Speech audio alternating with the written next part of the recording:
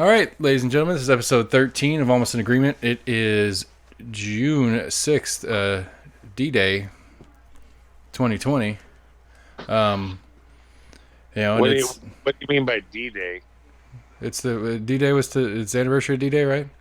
Or is that yesterday? It's I don't know. It's I think it is the 6th. Yeah, Yeah, it's 6/6. It was 6/6, 1918? 42. 42? I'm an idiot. This is what I get for making a historical reference, everybody. You're welcome. Good job. Or was it Good 44? Hey, you know I think what? it's 44. I knew it was D-Day at least. You guys didn't even know it was fucking D-Day. Don't give me this bullshit. job. Well, it doesn't matter. I didn't know I didn't know the date period. Hey, I was confused on the date period. As soon as you said it was June 6th, I'm like, oh yeah, that is probably D-Day. Yeah. It's not VE Day, but anyway. That's November anyway. So, I don't know. We had a crazy personal day amongst the three of us here. Wow. So we had a crazy day, and I thought I was gonna have to work on my daughter's graduation, and then you were gonna work, and then we got Sam to fill in. Champion Sam. Good job, buddy. I'll do what I can. One of the, I guess, I got to stand around and pretend like I knew what I was doing. we were a couple weeks ago. We were counting the silver linings of the coronavirus. Should be more deer in the field. Unemployed Sam can help us fill in some weird gaps at the shop. Silver lining of Corona. But Yeah. so I don't know. Now Sam's lost unemployment because we paid him. Now he's gonna have to report this week that he was paid money. I ain't fill out no I-9. Where's your brother? Did your brother go ahead and go down to? No, he's sitting right here next to me. Okay. So, what are we calling your brother tonight? We call him Sean. That's his name. Okay. Well, we have an actual legitimate scientist, I guess. I guess AC is a legitimate scientist in the medical arts, but No, Sean is a total scientist. We were talking about science today, and we're talking about periodic table, and he really blew my mind on shit on periodic table and elements. And Sean, what were we talking about today? You were talking about what was it? Something about some kind of electrons. what's number 13? Valence electrons. Valence electrons. I've never even heard of valence electrons, and they could be bullshit me, but it's legit. Have you guys ever heard of that? I've heard of covalent bonds. Right. Are bonds between valence electrons. Right, because they're covalent. That makes sense. The words speak for themselves. An electron from two different atoms, and those electrons are shared, and they form strong bonds. So, like the bonds between carbon and oxygen in our bodies, or carbon and hydrogen, those are all covalent bonds. Whereas you have ionic bonds, which have to do with charges by electrons moving, such as sodium and chlorine. So that's more of a plus-minus attraction. It has to do with electrons moving. So what I should have done is, for those of you with Disney Plus out there, the Schoolhouse Rocks is on Disney Plus. For preparation for tonight, I should have gone through the chemistry Schoolhouse Rocks tune. I watched I saw it on there. I was excited about it. I watched the Three Ring Government song, and just to try to help me understand, because we were talking a couple weeks ago how we really don't quite understand how the judiciary works. And so I was like, maybe this will explain for children, and I still don't understand it. Did either of you guys understand anything he just said though? I mean, I vaguely remember it because I know there's more for generic term's sake. You have more stable compounds that are harder to break apart because they bond stronger. I don't remember all the It's a refresher of the specific terms. But I vaguely remember some of that stuff from chemistry class in high school. Yeah. That's the idea. Those sharing those electrons, they're stronger bonds. Right. And then they're harder to break apart to get them back in. So the chemistry involved in breaking down something that has a strong bond is more complicated than it is to break something that's kind of loosely affiliated, for lack of a better word. Right, and it takes energy to break those bonds, and energy is released when you do break the bonds. And so when we talk about fats or carbohydrates, these are mostly carbon bonds. And so as you break those bonds through your metabolism, bonds are recentered. That's the other side of it. You know, I don't think I've ever talked to you on the phone, Sean, before, and I've never, like, in person, you don't sound as much like your brother as you do on the phone. Like, you guys sound almost identical over the phone. This is how deep and philosophical we get on this show. Except for when you know the difference, because one sounds like an idiot and the other one sounds like he knows what the fuck he's talking about. Your brother is right in front of you. Why would you talk about him like that? That's terrible. Just because you're your mom's favorite son doesn't mean you can talk shit about your brother in front of him. Which one of you's talking right now? He is the older one. Right. So I was excited. I was excited. I was hoping you were going to be here in the flesh, Sean, because I wanted your help with figuring out how to work YouTube better as part of what we do here. Because essentially all we're doing is just loading audio straight to YouTube, and so it's just a blank thing. And so I was hoping it'd be really awkward and you'd be standing around with your GoPro poking in everybody's faces while we talk. I don't even have it. It's on the boat. No. I've been having trouble with it. It flooded. I bought an underwater camera housing and it flooded. And it jacked up the mic input. Oh, the built-in mic or the actual input for an external microphone? The input for the external mic. Ooh. Yes. And then the external mic the built-in mic doesn't work either. So something happened when it got flooded. Yeah. Of course, video recording the audio. Yeah. I don't know. I don't know if Sam knows the story. He might, but it'd be a fun story to tell about exactly what you're doing right now, as far as why you're in Knoxville, where you're from, and where you're going to. Well, we just got done with school and we're headed out to our sailboat. So we bought a 48-foot catamaran, and so we're going to go out there and spend the summer on the boat. Do a little renovations and fix some things up, and eventually we want to live on her. So down the road, maybe another year, we're going to move out in the boat permanently and start our own charter business. Cool. So Max had said your brother was telling us that you'd sold your house. We did. So you're going to rent until you decide to stay on the boat full time? We're going to live in our RV, so we have an RV as well. We are completely mobile. Cool. And there's lots of fun land up in your neighborhood you can get some good RV time in too. That's a weird thing about up there compared to here. Because you're from Fort Collins. My sister's from Fort Collins. I've been up there a few times. And the way the mountains are there versus the way the mountains are here are completely different. Like out here, you roll into the mountains. It's hills and hills and hills, and you slowly work your way up the mountain. Or out there, you're basically on a plane, and then you run into the mountains, and they go straight up. They do. And so, like Denver and Fort Collins, and I guess Loveland. Loveland's on the east side, but you go through Loveland to get to what's the town that we always go to when we're up there? Estes Park. Yeah, go to Estes Park. You go through the mountains, and it's just like it's as much of a cutout into between two rock walls as you can imagine. Yeah. Versus here, where it's some river flows down through and cuts a place where they can build a road. Yeah, it's pretty cool. You saw all those elk on the golf course playing golf. Yep. When we were... Which is so weird for us because we're excited that there are any elk in our state. Yeah, we're trying to get fucking elk permits, and in Colorado they're like, kill these motherfuckers. Those are the most protected elk anywhere, though, in Estes Park. You can't shoot those things. Well, they'll get to a point where they're like, get rid of them. There's got to be a point. Yeah, they've been talking about having some kind of lottery and having hunters come up and shoot them, or just paying sharpshooters to call some of the herd.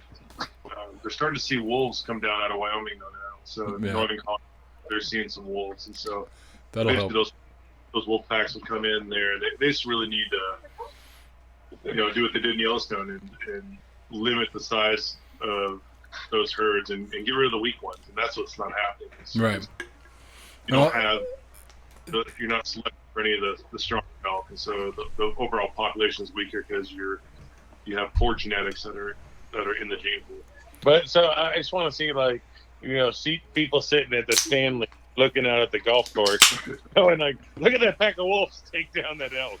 Like, It'll be. I mean, it'll be a good show. It would be a good show, but it'll also be an interesting exercise in how that township deals with wolf packs roaming around, because you're going to start losing dogs and cats and small children if you're not keeping a good eye on what's going on. Yeah, but that's probably better to limit the children population, population. Well, I mean, I was assuming Sean was trying to transition into that subject of how the human herd is a problem because it's not being culled and the weak ones continue to survive. That's where I thought he was going with that anyway. You know what they do up around in Wyoming, up around Yellowstone National Park, is they radio tag the alpha female and the alpha males, and so they can keep an eye on the packs. And so all the farmers, they can go online and look where these packs are, and based on where the packs are moving, they can pull their herd animals in and out of their fields and use different fields. And a couple of years ago, they had killed one of the alpha females. They had the radio collar on, and the farmers were kind of up in arms that, hey, now you've kind of hamstrung us a little bit. We can no longer see where these packs are. Before, we knew where these wolves were moving. Was it somebody who was just like some other farmer that just shot it because it got near, or what was the story behind? Something happened. I don't remember what it was, but yeah, they can really monitor. If they have the lead dogs and they know where they're at, then they can, move their livestock out of the way, I guess. Right. That makes sense. I mean, that's a smart solution to it. I think that's pretty smart. That's not particularly expensive to do either. It's not like it's something hugely, once it's in place, it's not something hugely complicated and expensive to keep up with, I wouldn't think. And these apex, they really do have a strong influence on the overall health and biodiversity of the park. Right. Elk in general, pretty lazy when you don't have the wolves around. They were decimating willow trees and aspens in the park, which led to decrease in beavers. And when you have less beavers, you have less ponds. When you have less ponds, you have less water birds and amphibians and yeah. So it was that removal of that top predator in the early 1900s really affected the overall health of the park. Right. You even have like bald eagles are healthier because I didn't realize this until recently, but they are scavengers, and so what's left over on a wolf kill, some elk, those bald eagles will come down, they'll feed off the carcass. Yeah. You don't think scavengers so much, but they do feed off those. Oh wow. Well, I mean, I think too is when you have those other kind of dominoes you were talking about, the flora is not as flush, and you're going to have less like small rodents and stuff or even Exactly. fish that the bald eagles will go after. They don't Right. have the same access to Exactly. because all that. So what is your specific science, or are you a general? I mean, not what you teach, what you were taught. Like My degree, yeah. my major was biology and a minor in chemistry. Okay. So that's what I was curious about, because we're kind of going back and forth between the two, and so I wasn't sure. Yeah, well, when you get into it, biology and chemistry they really intermix, and so when you get down to the molecular level, and if you go into looking at for instance evolution comes down to genes, and when we're talking about natural selection and things of that nature, we're talking about selecting for certain genetics. Right. Think about selecting for certain traits. Certain traits are successful in a population. Random mutations in genetics lead to a certain trait. If that trait's successful, then it's more prevalent in the population. Those organisms survive and reproduce. We'll call fitness. But that has all to do with genes. Right. And the genes, when we talk about genes, we're really talking about the chemistry of those molecules. And But so what you're saying is the chemistry of the human gene pool is so fucked up. Yeah, I mean, we don't. I mean, and that's part of who we are as a society and as a culture. Is we protect our weak and we protect bad genetics. Right. And so you know, we've evolved into a weaker species for it. Yeah, it might be over time. I'm trying to. Yeah. I'm actually trying to do your brother's There's move here, where I like to some- move things strategically. And Dumb jeans on. It is. If we were a wolf pack, we would have a lot less, people than what we have now. But you would get rid of your infirm, and you would get rid of your handicapped, and you would get rid of people with certain diseases. so COVID-19 was an attempt of nature to correct our error by killing off our old and infirm, and we're too busy being soft and fighting it. Swedish had it right all along. Physics, right? Also physics and geology. Too. physics and geology. So he teaches that also. Yeah, and especially up there, it's so much. I would say as a teacher, if you get to go out and take your kids out into the geology that's there and visible. No, it's tough. I mean, you only have so much time in the school year, and we do field trips, but it would be nice in a situation where you can go out and camp for some weeks and go look at the geology. Yeah, but I mean, out there, like I said, but out there, your mountains tend to be less. What's the word? Habitable. No, there's less. There's less trees and stuff. You can actually see the ground. It's more. It's it's technically an arid, semi-arid. Yeah. Climate-wise. Yeah. And so you don't have near again, comparing our mountains, like ours are lush. Like, But you see the geology, yeah. right, there's so much stuff on top. It's harder to see the geology. We get some cool stuff though when you get into some of the, some of the creeks and rivers that run through, and you get the cool waterfalls and stuff. We do have some pretty cool geology around here too, but I feel like it's more visible up there just to the naked eye without a lot of effort. I was kind of tripped out on when we were talking about ATG geology, and then we went to astronomy, and I never thought that those are hand in hand in teaching. I mean, have you ever thought about that? Well, I mean, sort of. I mean, there's obviously you have the meteorites and the stuff like that. I mean, if I understand the theory correctly, the moon as a majority is a chunk that got sheared off of Earth. Yeah.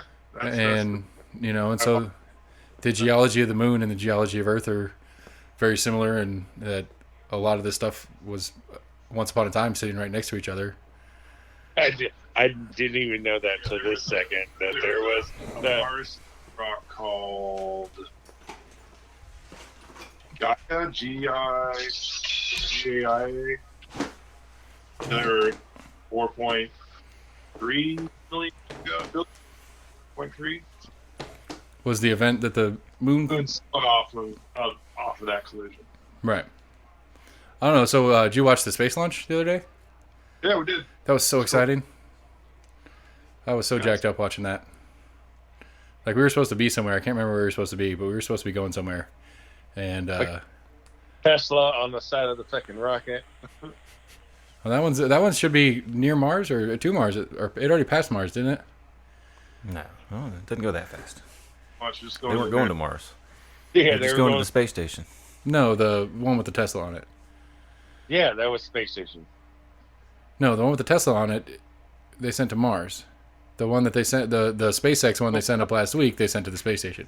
The one with the actual factual Tesla attached to it. Took off. It was like a year ago, so it's past Mars, or it's orbiting Mars now or something. I can't remember exactly what the plane was. We're talking about Elon Musk rocket that sent the people. It was like the first independent rocket launch With people. Right. And it's the first U.S. based people launch in 11 years, regardless of who the agency was. But what are you talking about, buddy? Like SpaceX, who is owned by Elon Musk, who also owns Tesla, actually sent a Tesla to space, separate from this launch. It was a while ago, and and Sean knows what I'm talking about. Yeah, but you were mentioning the rocket launch this week.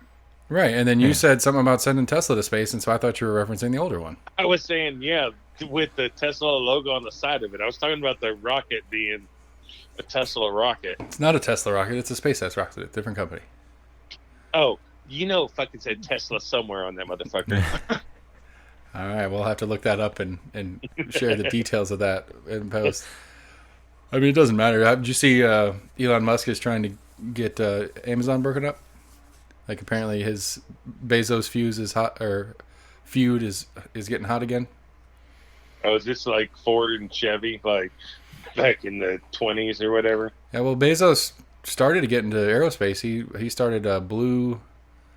JetBlue? Yeah, Blue something, and it was supposed to be another rocket company to compete with SpaceX, and I guess Bezos didn't get very good scientists and engineers involved, and was not nearly as functional.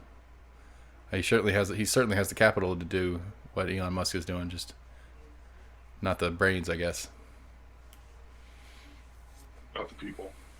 So, Sean, when you were leaving, I guess you came down through Denver, and Max said you were in St. Louis last night? No, we were here last night. We stayed here.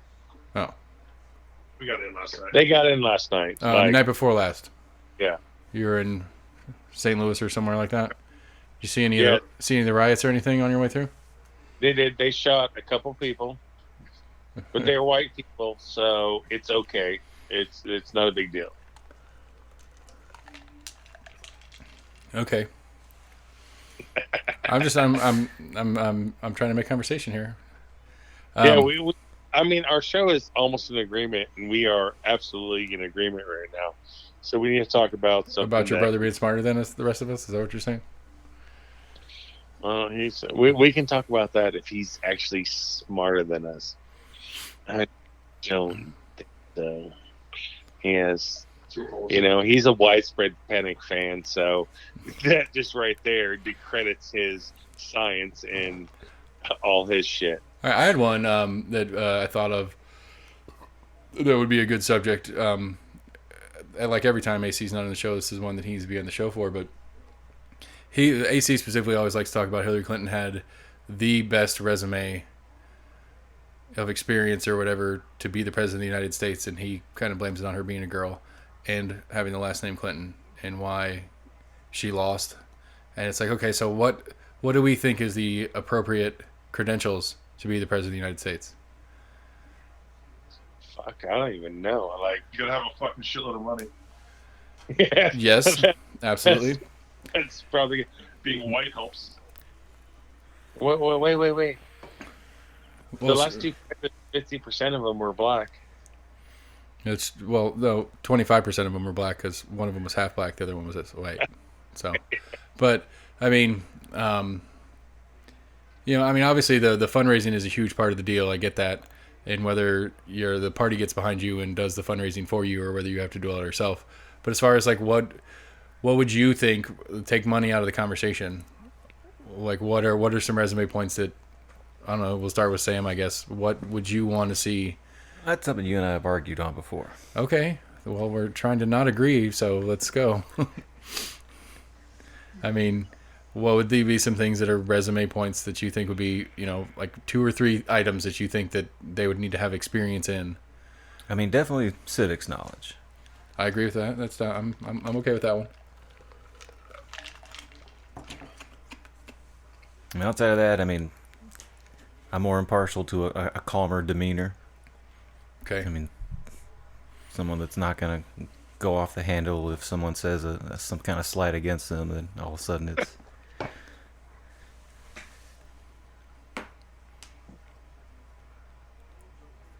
All right. Max, you got anything you want to jump in on that with? Because Sam's needs to understand civics and doesn't fly off the handle. I don't know. I think somebody that is not pro-government, pro the system, I would love to have a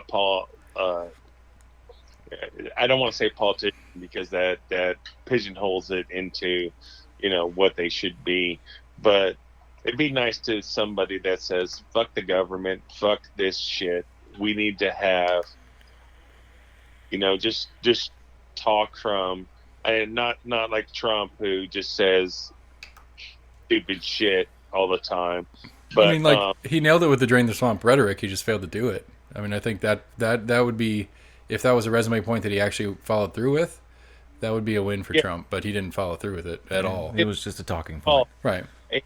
and from the beginning, he was like, "We need to, drain the swamp," but He is the swamp. he turned into another swamp. I don't think he is the swamp, but he turned into another swamp. He hasn't, He's the swamp. hasn't released his tax returns. That's just all kinds of shady that you don't have any idea. He hasn't separated any of his business dealings. Obama never released his fucking birth certificate. Okay. He absolutely really versus Yes, Oh. he did. that is just not. That Well- motherfucker. So one of the reasons I bring it up, though, is I think that's one of those that it's a hot button one, obviously, between you two at least. But like the problem is like I think of somebody that is successful in business, which I'm not going to say that Trump is or isn't. I'm not going to talk that point of it. But somebody Well, having a track record of running business, of managing. Well, he's successful. Say again.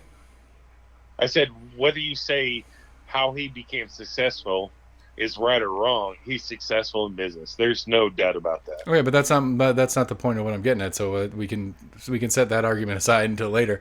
But having a track record of business, having experience in managing people, because realistically, the job of the president is supposed to be managing a cabinet, and then being the head to make the decision when the decision comes to his or her desk. And so I think business management is a strong plus in a resume for me. But at the same time, it's like, okay, so you and I do this, and we get another store open, we get the farm up and running, we get our camp hotel thing up off the ground, and we've got 6-7 different businesses going, and we got all this different stuff, and we decide to get into politics. Are you going to let go of everything we've spent the last, 6 years currently, but 10 more years of working and building our businesses? You're just going to let it all go? No, and that would be hard. And so, I think you need somebody like, for me and for you. I think with our business, we play off each other good. And a great example is we'll give a shout out to Taylor Business, Nashville, Tennessee. Great accounting firm. They have helped us so much in what we don't know on tax law and filing shit and stuff like that. And it's so nice to have somebody you can say, look, I don't know about this shit. You do this for me. And I think that's where, Trump kind of falls in a negative point of he cannot say, I don't know about this. I'm going to leave it to the experts. And you need a person that is president to be able to say, I'm not an expert on this stuff. I don't know about the stuff. So I'm going to have a cabinet of people that can give me the knowledge that I need to complete this kind of stuff. I agree. But again, my question, I totally agree with that part. But my question being, because you hear the call of wanting to do better for your community or your nation at large, and you decide you need to run for president, and you have to give everything you've worked for up to that point away. You have to put it in some weird trust and pretend like you don't still think about it from time to time. Obviously, you're busy with being president. That's not putting it away. That's putting the control of the company, the way I understood it, as far as divesting, is putting the actual control of the company in somebody else's hands to where you have no influence upon it. To where now the person in power is able to change the business model to pay depending on his whims, essentially. But to say that he wouldn't, He's putting forth legislation or having executive orders that would benefit him financially. I agree. I agree that's an issue, but I think that's an issue whether he's still. But it's not him giving up on his company. That's temporarily letting somebody else run the company. But those presidential decisions that can impact his business, that's still on his mind, whether he is directly controlling his business still or not.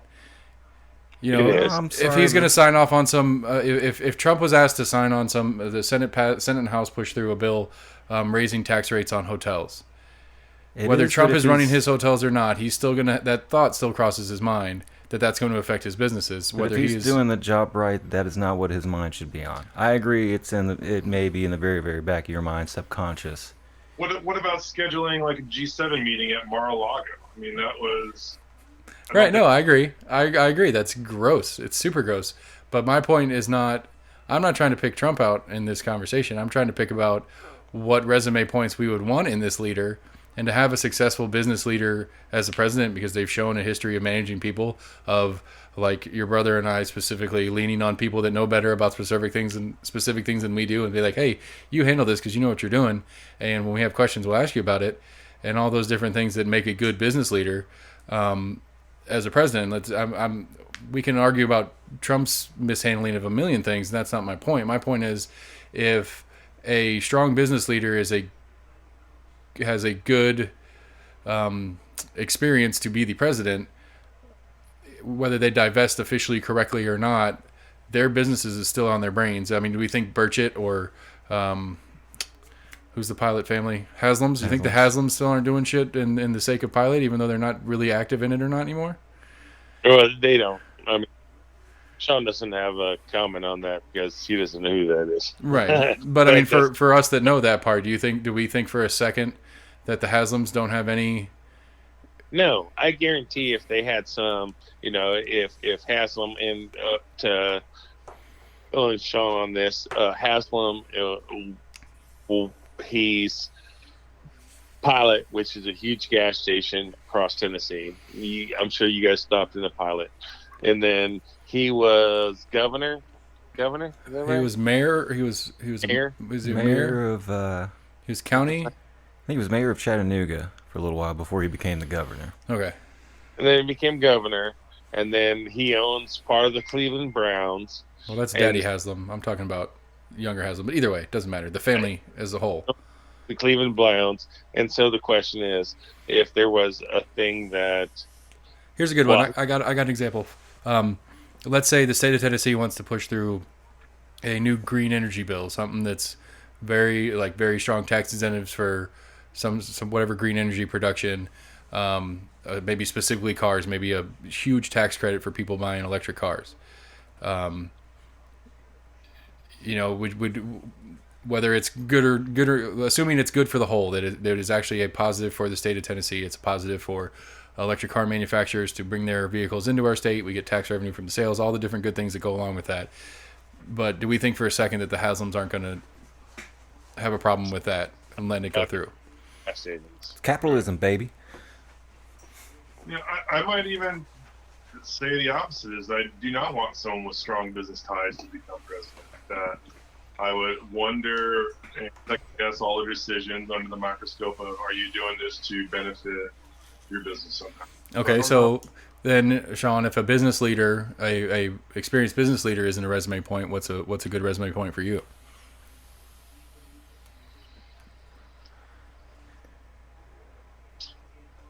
As far as background, yeah, something that, I mean, obviously the public speaking is a big deal because that's where you get to hear from them. But when the candidate is in front of you and you start digging into to learn more about this person, and you're seeing, they were, I don't know, whatever the last 10 years, if it wasn't already politics going into that, and maybe that is a good experience point, maybe.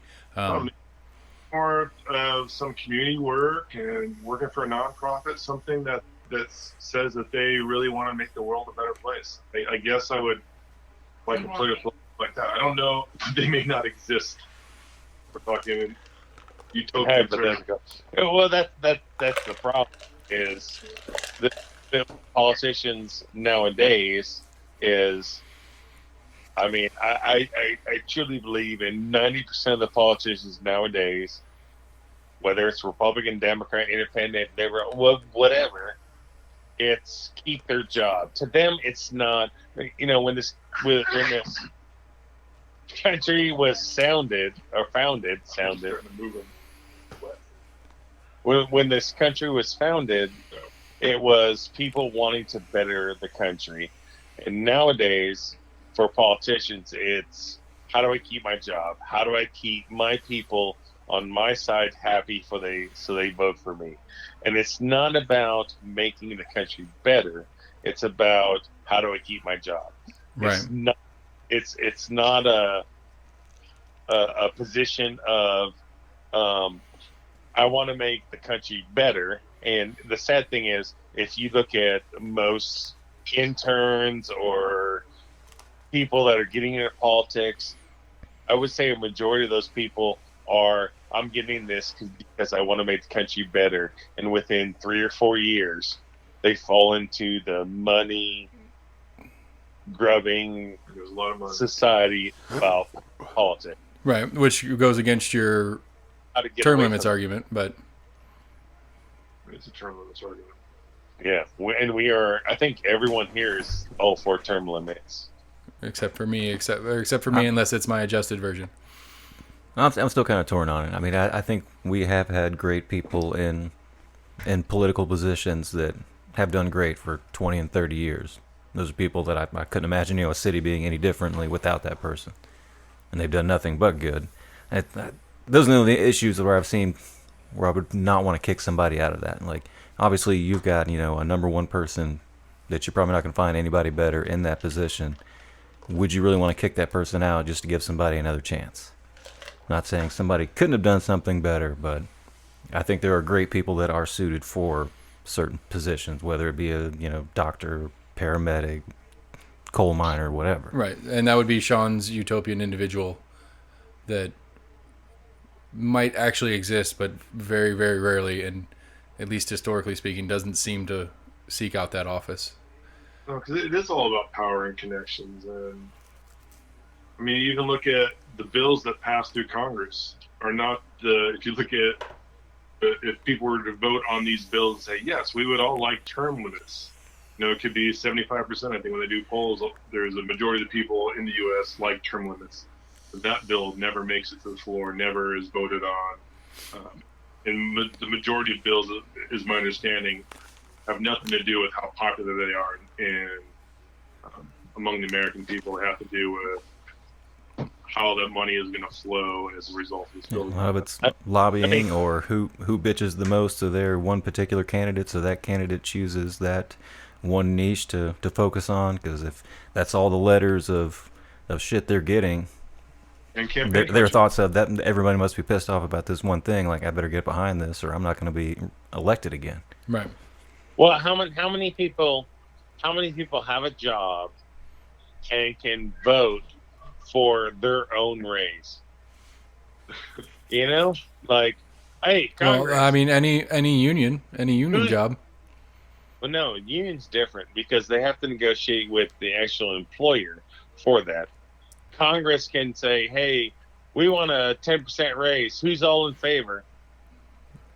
Right. And fucking people vote. Like, everyone that is voting is affected by that raise positively.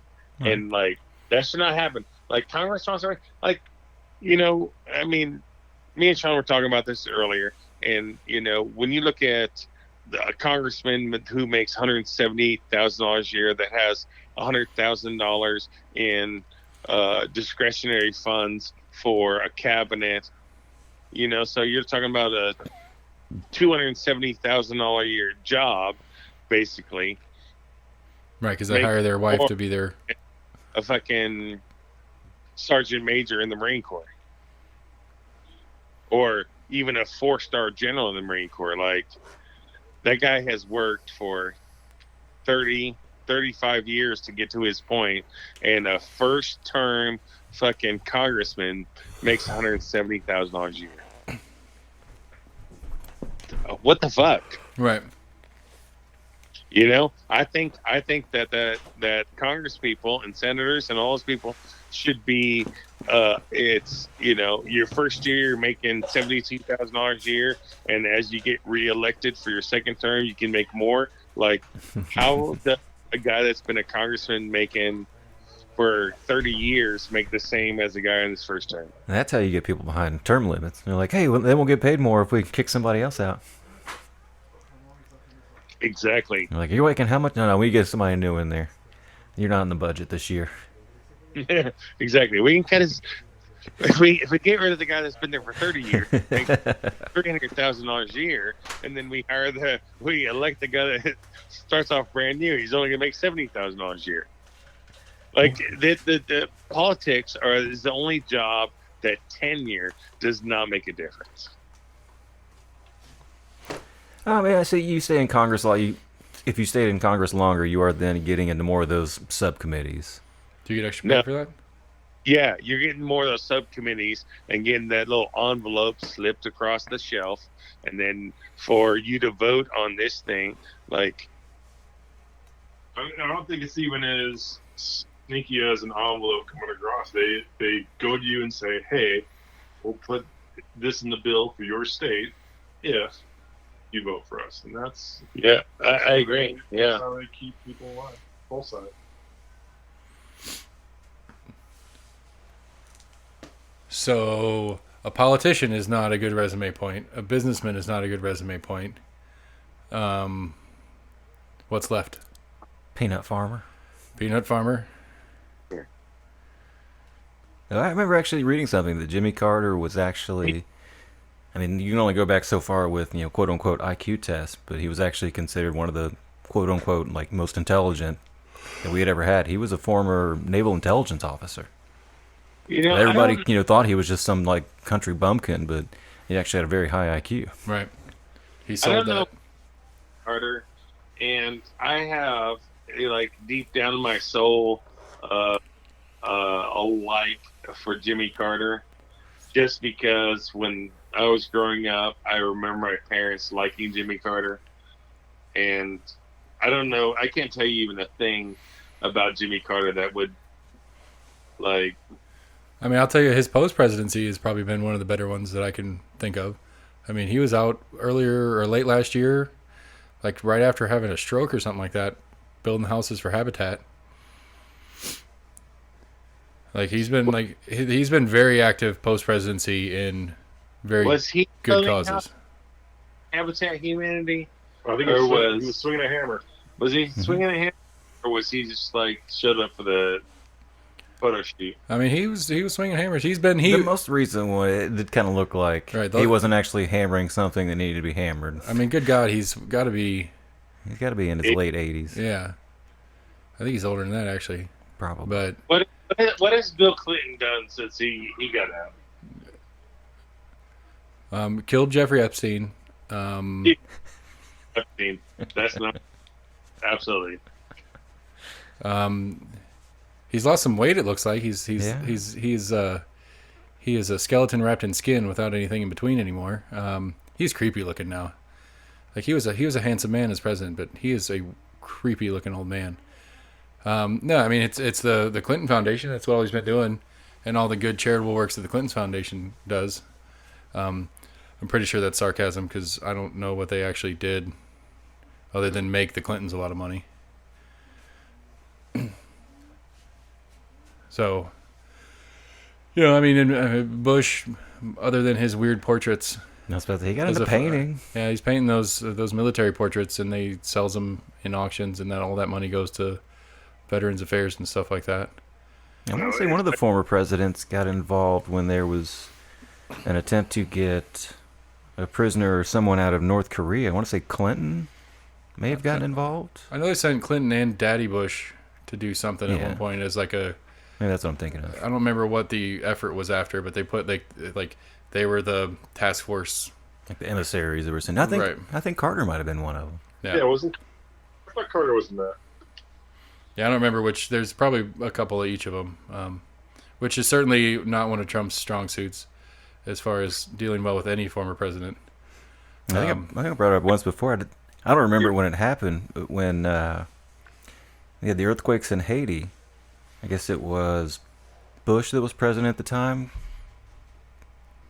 Whoever was president at the time got together 2 or 3 former presidents and kind of put them in like this small little committee to try to help figure out what to do with this country. It's like a little task force, which I thought was pretty cool. It's like, yeah, get former presidents together. That's really great.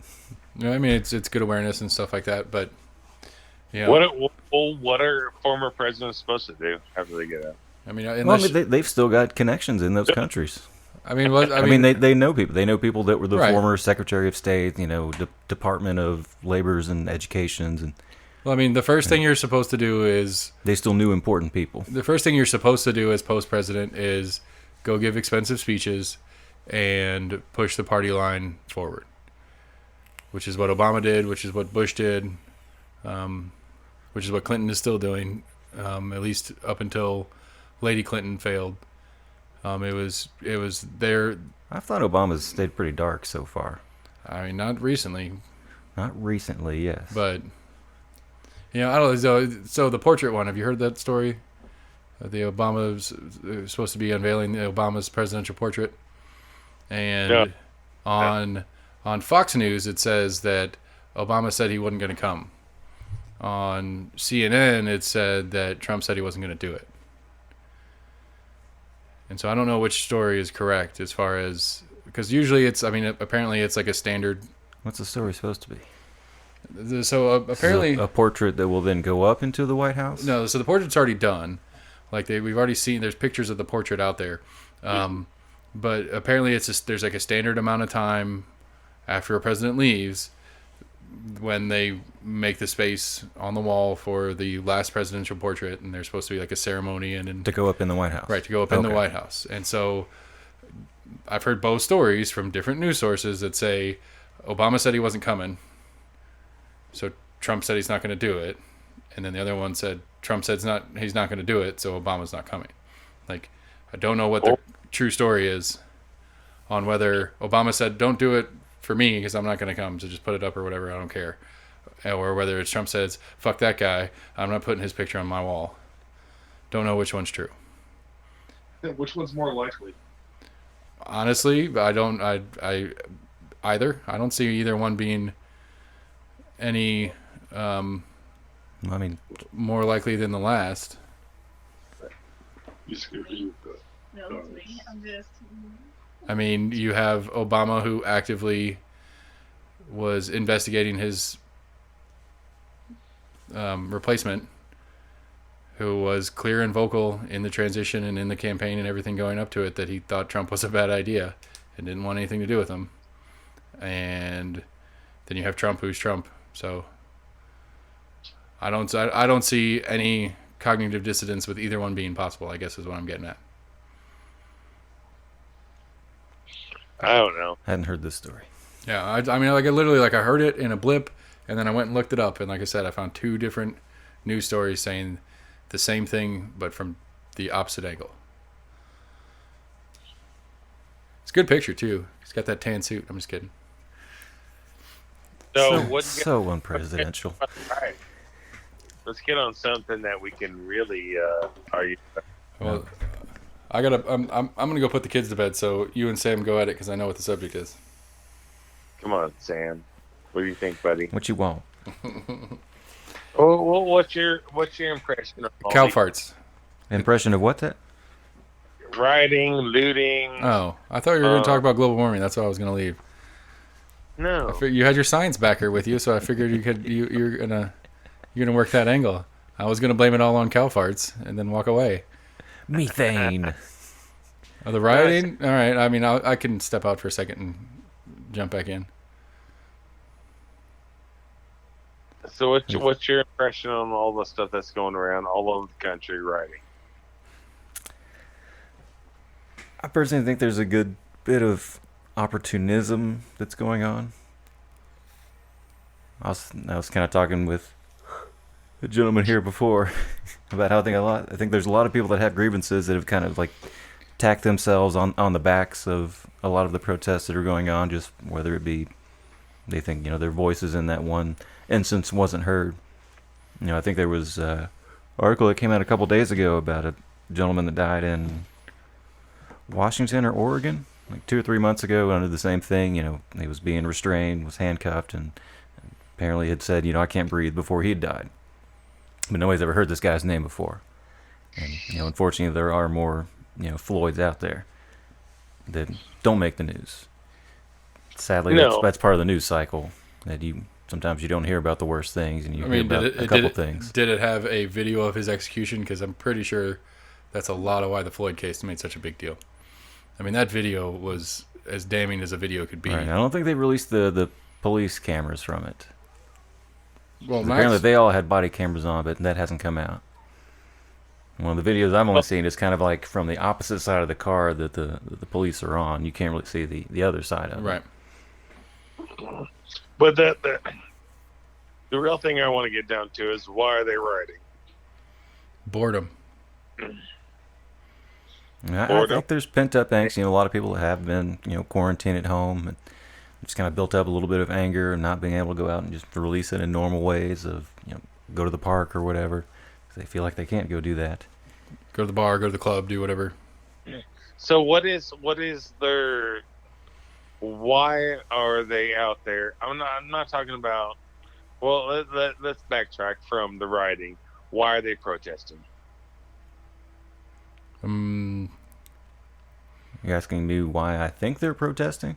I mean, why are they saying they're protesting? Why do you think they're protesting, or why do you think they're protesting? Either or. I mean, I think it's another resurgence. I mean, it's issues that the cops have had through the years of excessive force, and I think we just kind of go through a wave of, we kind of forget about little things for a little while, and then everyone comes back to the front of people's mind again, and we get kind of focused on a few different things and kind of pick that. So what do they want? What do the protesters want? That's like, you're protesting. If you're protesting for anti-abortion, you want abortions to be outlawed from the time the guy thinks of taking her to when she's demonstrating. Right. I think a lot of them they're looking for a solution to the feeling that they have that the cops cover for other cops, which it's not as prevalent, I think, as a lot of people want to imagine, but you can't discount that it's not out there. Well, that's I was thinking about the other day. I mean, I almost brought up the prisoner experience. I mean, when you put some people in power, people will take advantage of that power. Yeah, I mean, I got pulled over when I was 16 years old for doing 10 miles an hour over the speed limit. The police officer asked me to come back to the car. I sat in the passenger front seat. He didn't put me in the back or anything, but he literally asked me if I wanted to go to jail. I was 16, maybe 17. I'm like, for doing 10 miles an hour over the speed limit. I know he was just trying to scare me probably into, not speeding anymore, but I was more worried about the carton of cigarettes I had in my car because I wasn't 18. Yeah, but what I'm saying is, so you have, Floyd killed, and people are saying, we want justice for Floyd, right? That's what they're yelling. Yeah, that was the initial main. I think it kind of snowballed into general. Because you look at the protests are going on all across the world right now. Because we're not the only country that has issues with police, abusing their powers, or anyone in power abusing those. I agree. So, did our state say, "Oh no, these cops are in the right"? No, I don't think anyone's come out and said that flatly. I did see that Minnesota was going to take the chokehold out of a way of secluding, or a way of. What I heard is the mayor said these cops murdered him. The sheriff said they murdered him, but it's up to the DA on what the actual charges are. It's we're going to remove the thin blue line for protection from police officers. So everyone, and if you look at, well, obviously, I've not heard anybody at all, whether it's Fox News or anybody, say anything other than these cops are wrong. They murdered him. They should be prosecuted. So the cops have been arrested. They lost their jobs. The full force of our Constitution or judicial service, whatever you want to call it, is going after these guys. Right. So, as a person saying we need justice for Floyd, what does that mean? Like, I understand more of the Rodney King. I think that might have been why they bumped it from 3rd degree to 2nd degree. I don't know if they looked at more, video footage that people didn't see. But I think a lot of people, when they first came out and said, earlier this week that, like, okay, we've filed 3rd degree murder charges against him. But for me, it doesn't matter what you're charging. Like, Rodney King, when Rodney King got beat up, did they protest? No. When did they protest? When the cops that beat him up got off. That's when it happened. When the cops got off, and everyone's like, "How do these cops get off?" Right. And that's the frustration I have right now in the moment. Is I mean, is that their fault at the time to assume that due justice would have been done, and then to only get pissed off when that justice was not done? Oh, no, absolutely it is. From my point of view, is Right. you can't get, like, you're gonna have shitty people no matter what. You're gonna have shitty cops. I don't care what you do. You're gonna have some shitty cops out there. You're gonna have shitty everything out there. employees. You're gonna have shitty fucking vape shop employees. You're gonna have shitty people, Right. and so you can't control that. You're gonna have those. That's one thing I've kind of thought about with the protest. I think there's a lot of highly, encourageable people. I think about, a lot of people have a friend in their circle of friends that, they could probably get to go do something stupid in the slightest limb. Like, hey, Bobby, like, why don't you go do that? Like, it'll be cool if you go do that. Like, okay, sure. The people are just encourageable. You fire them up, the right words. And I think that's what some of the protests have been with gathering numbers. I mean, you get someone that can speak well enough in front of 10, 15 people and like, yeah, let's go do that. Yeah, let's go march downtown. But that's what I'm saying is you want justice for Floyd, but everybody around that situation thinks these people have done bad. So I don't get what you're mad about, because it sounds like these guys are going to get, I mean, I feel bad for the Asian cop that was standing there with, for the most part, his back turned to what was going on, and now he's lost his job and he's going to be charged with something, and he was not even really looking at the situation. He was trying to keep people back. And I'm not saying that he's a piece of shit and deserves getting fired or whatever. I don't know. I don't know that situation. But the thing is, these guys are being charged. Their lives are over. Their lives are ruined because of the media, and which is maybe fairly, it should, because of what they did. They took a man's life. But when you're arguing that, we need justice for Floyd and holding up signs, well, do you want them to walk these guys out on the street and put a bullet in their head without having any kind of judicial system? Like, that's not right. Like, I don't know what you're asking for right now. That's the part for me. I mean, I think if we want to go full tilt conspiracy on it, I think it's intentional to continue to disrupt the economy, to continue to give us shit to blame on Trump to fuck with re-election. That's my full conspiracy theory on it. Thanks for joining. But I mean, realistically, I think it's. I think there's been a long-running narrative since early in the Obama administration of the terribly systematic racist system that's in place, and this one incident kicked off the. We've been told for years and years and years that this is what is happening all the time, everywhere, in terrible numbers, and so this one incident is just the straw that broke the camel's back and the thing that's been existing forever. So it's not justice for Floyd; it's justice for minorities in general, and the long-running systematic racism that the system holds, and This is just the loudest, brightest example and the most current one that we can all pitch a fit about. And I've heard of Floyd's rap sheet. I haven't either. Have you heard I heard was the original. I heard what this arrest was supposed to be for. it? I mean, I don't care what his rap sheet is. It doesn't change. It doesn't change the fact that you don't get murdered for passing a fake 20.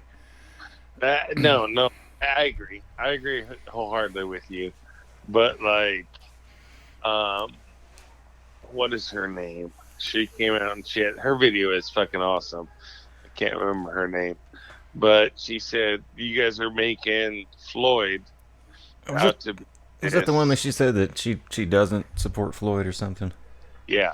Is it Okay, that blonde I chick? didn't watch that. That angry blonde chick? No, it's a black girl. No. But she says I don't support Floyd. She's like, I feel, she basically said, I feel bad for him dying. Nobody should die in that situation, blah, blah, blah, all that kind of stuff.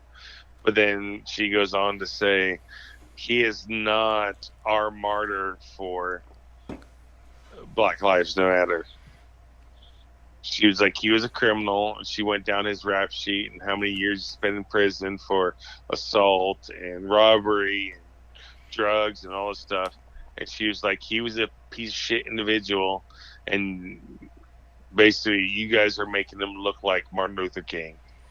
Right. I mean, at least to my knowledge, he never had a record of being an activist in the sense that he was trying to, like, he was just a general dude that was going on his generally. He was a guy on meth and that was trying to pass, and he probably didn't even know that the bill was that the 20 was fake.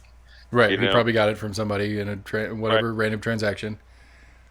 But and I'm not excusing him dying, but for the media to make it look like he was this great person, and it's like, right. I mean, realistically, the current case that should be the big uproar one, that should be the poster child for this story, is the girl in Louisville. That's, if you want to talk about police brutality, and either the girl in Louisville or down in Georgia where those guys hunted that guy. Well, but those guys weren't active cops, and that's a different. If the narrative you're trying to chase is about police brutality, a retired cop doesn't count. It's got to be an active one. And when the SWAT no-knock warrant goes into a house on bad intel and kills an occupant of the house that has zero to do with anything, they shouldn't have been even knocking through that door. And when an individual in that house, in an attempt to protect himself, because people are breaking into his house, grabs his gun, and then their attempts to shoot him, they shoot her behind him and kill her in her sleep. She would have turned 27 yesterday, I think, if I remember the story correctly. She was an EMT out there. She was our frontline, not all heroes wear capes and all the bullshit that's going on right now. That's the story. We just don't have the great video to go along with it. If we had a body cam from a SWAT officer breaking into their house and murdering that woman, that's your poster story for cops being stupid. But it goes back to what I said last week. Police murder citizen, full stop. It's not a race issue. The police brutality is not a race issue. I don't know if you saw the one we had here in Knoxville yesterday. Did you see any of the march here in Knoxville stuff? News Sentinel posted a video of the organizer giving like the pre-march little speech or whatever. And I was talking to Sam about this before the show started. She's talking about, she's naming all these different people, George Floyd, the guy in Georgia. I'm terrible. I should know their names. I apologize. Ahmaud and Marbury. Right, and all these different ones. The girl in Louisville that we were just talking about, and like a long list of like 15 names she goes down. These are all people murdered by the cops and police brutality and Black Lives Matter. And then she goes on and she's throwing stats out. And it's like, okay, cool. You put stats in your argument. That's great. Except that you threw out a couple of stats of general police brutality numbers, not race-related ones. And so if are we marching for the systematic issue against black people, or are marching about just police brutality in general? Because I'm on board 100% with the problems that come along with the authority that have been given to police, and then the way the police departments generally operate, and when they are trying to separate and us versus them with their departments. It's not a community organization. It's not about we are a community together. They're talking about it in like New York City, like 80-something% of their uniformed officers or something like that do not live in the city because they can't afford it. But that's neither here nor there, the affordability part. It's just when the majority of your police department isn't even a resident of where they're policing, what do they get? I mean, they're human beings, so they should give a shit about their constituents, for lack of a better word, but they're not their friends and neighbors. You know, they're people from over there, and I have to go in there and I have to deal with them. Not, this is my neighbor, this is my other neighbor, this is the guy that works down at the grocery store that I go to when I'm not working. Like, it's not a community issue. And I think that, to me, is the number one thing that should be the base of the argument, is we need to get to a community policing instead of this us versus them mentality that I think police departments push pretty hard. And then the stupid ticketing bullshit that it's just dumb. They're weird tax enforcers in a really sideways manner, or not tax enforcers, but they're revenue collectors. It's part of their job is to make money for their department. Yeah. And it's like, you know, that's two separate things. You know, the guy that's out there, you know, trying to collect money, the tax collector as a whole, the IRS or whatever, and the FBI are not the same department for a reason. You know, you don't want the people that shoot people being the ones that are asking people for money at the same time. No, but you've got civil forfeiture, which is with police departments, which is gross. You know, I mean, yeah, and without is that somebody pushing them to like, hey, we should go after these high-dollar people because they've got some stuff we might be able to make some money on. Right. I mean, it's whether it's the standard or not, it's I'm sure it happens. I just think it's there's an issue to me when the man in uniform has zero invested in the community he's working. It doesn't make sense. You know, I mean, firemen, at least that's probably the same in New York. They probably don't live in New York either because they can't afford it unless they're in the firehouse sleeping in the bunk. I was about to say they'd have to be at least close enough to it to where they'd have to be able to respond. And when they're on duty, they're living in the firehouse. When they're off duty, they're at home. I don't know how that works. Yeah, whatever. I'm just saying, like, if you can't, you know, and it's one of those issues, and it goes back to our why are the blue states the way they are, and why are the blue cities the way they are too, is like you get a lot of heavy blue cities that their civil employees can't afford to live there. So they literally are not paying the city employees enough to live in the city that they work for. And I think that's a problem on a couple of different standpoints. But again, my main point being is that they're not, like, you know, again, I go back to that Neil Brennan joke from his comedy special, the last joke of the show. It's like, you know, you see on the side of a police car, it says protective serve in quotes, like it's meant to be a joke. And I think it's a really good comedian punchline joke, but I think it's pretty accurate. I think most people think of it that way. I'd say the average person, once you pass the age of about 13, you don't think of cops as friends anymore. You don't think of it somebody you go to, you know, that when you see them, when you see them on the street, or when you see them in the, you know, I mean, in high school, you see a cop in the school that's not your regular cop, you're thinking, what the fuck's that guy doing here? You're like, oh, cool cop. Hey, man, what's up? Cool cop. Yeah, no, you're past that. Like at 12 or 13, they're no longer a figure of to aspire to anymore. They're the other guy. They're the guy that's there to get you in trouble. They're not your friend until you need them, and then they're the only thing you call. But I think that's a problem. I think that relationship being, I don't like you around unless I want you around, when there's a very specific station that I really, really want you around, I think is a problem. Yeah, I remember at our high school, I mean, we had, I don't think, no more than like one or two that were ever there, like at one time. And well, I would not expect them to do anything if anything ever happened. Well, we had the one. I want to say she was a Hispanic lady. That was one of our. I think because in high school they do it a little different, because in the elementary school that the boys are at, it's a resource officer. It's a resource officer, and he is an employee of Knox County Schools, and they put him in a uniform to looks like a sheriff, but he is not a sheriff. He is not part of the Knox County Sheriff Department at all. But I'm pretty sure in high school, the sheriff was kind of pissed off about that too. Yeah, I'm pretty sure in high school, for us at least, we had a resource officer and a county cop. Yeah, pretty sure really that were there the whole time. And then we had one that was a county cop, and I remember talking to her one day in my stupidness, and asked her if she'd ever gotten a speeding ticket, and she kind of laughed and said something about it's like a professional courtesy. And I was like, I'm sorry, what? So basically, she's been pulled over for speeding, and when she hands her ID to the officer who pulls her over, and that officer sees that she is a police officer, she gets let off at a warning, because it's professional courtesy not to write a speeding ticket to another cop. Yeah. And it's like, you're telling a high school kid that? It's the wrong thing to tell me. Don't tell me that story. That's fucking awful. Oh, for sure. But I stepped out for a second, but to rehash my thoughts on the riots, I think there's a lot of boredom. I think it's, you say pent-up aggression or angst or whatever. I think it's just boredom. Can't go to a movie theater, can't go to the bar, you got nothing to do.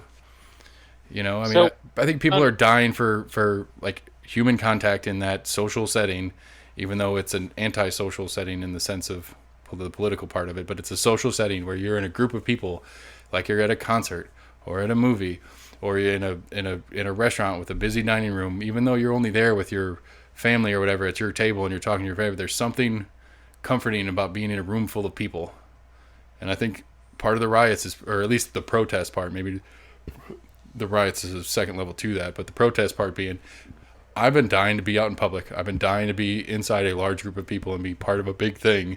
And this is my excuse to go do something. And it's not a bad thing to be upset about if anybody would clearly say what it is.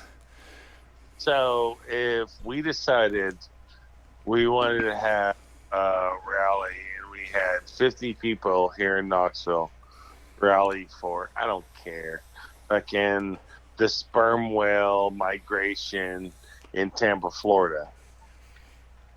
And in this day and time with what's going on, we did that. They'd be like, you can't do that. COVID-19, can't have groups more than 10, blah, blah, blah, all this kind of stuff. And they would shut that shit down because of the whole COVID thing, right? Right.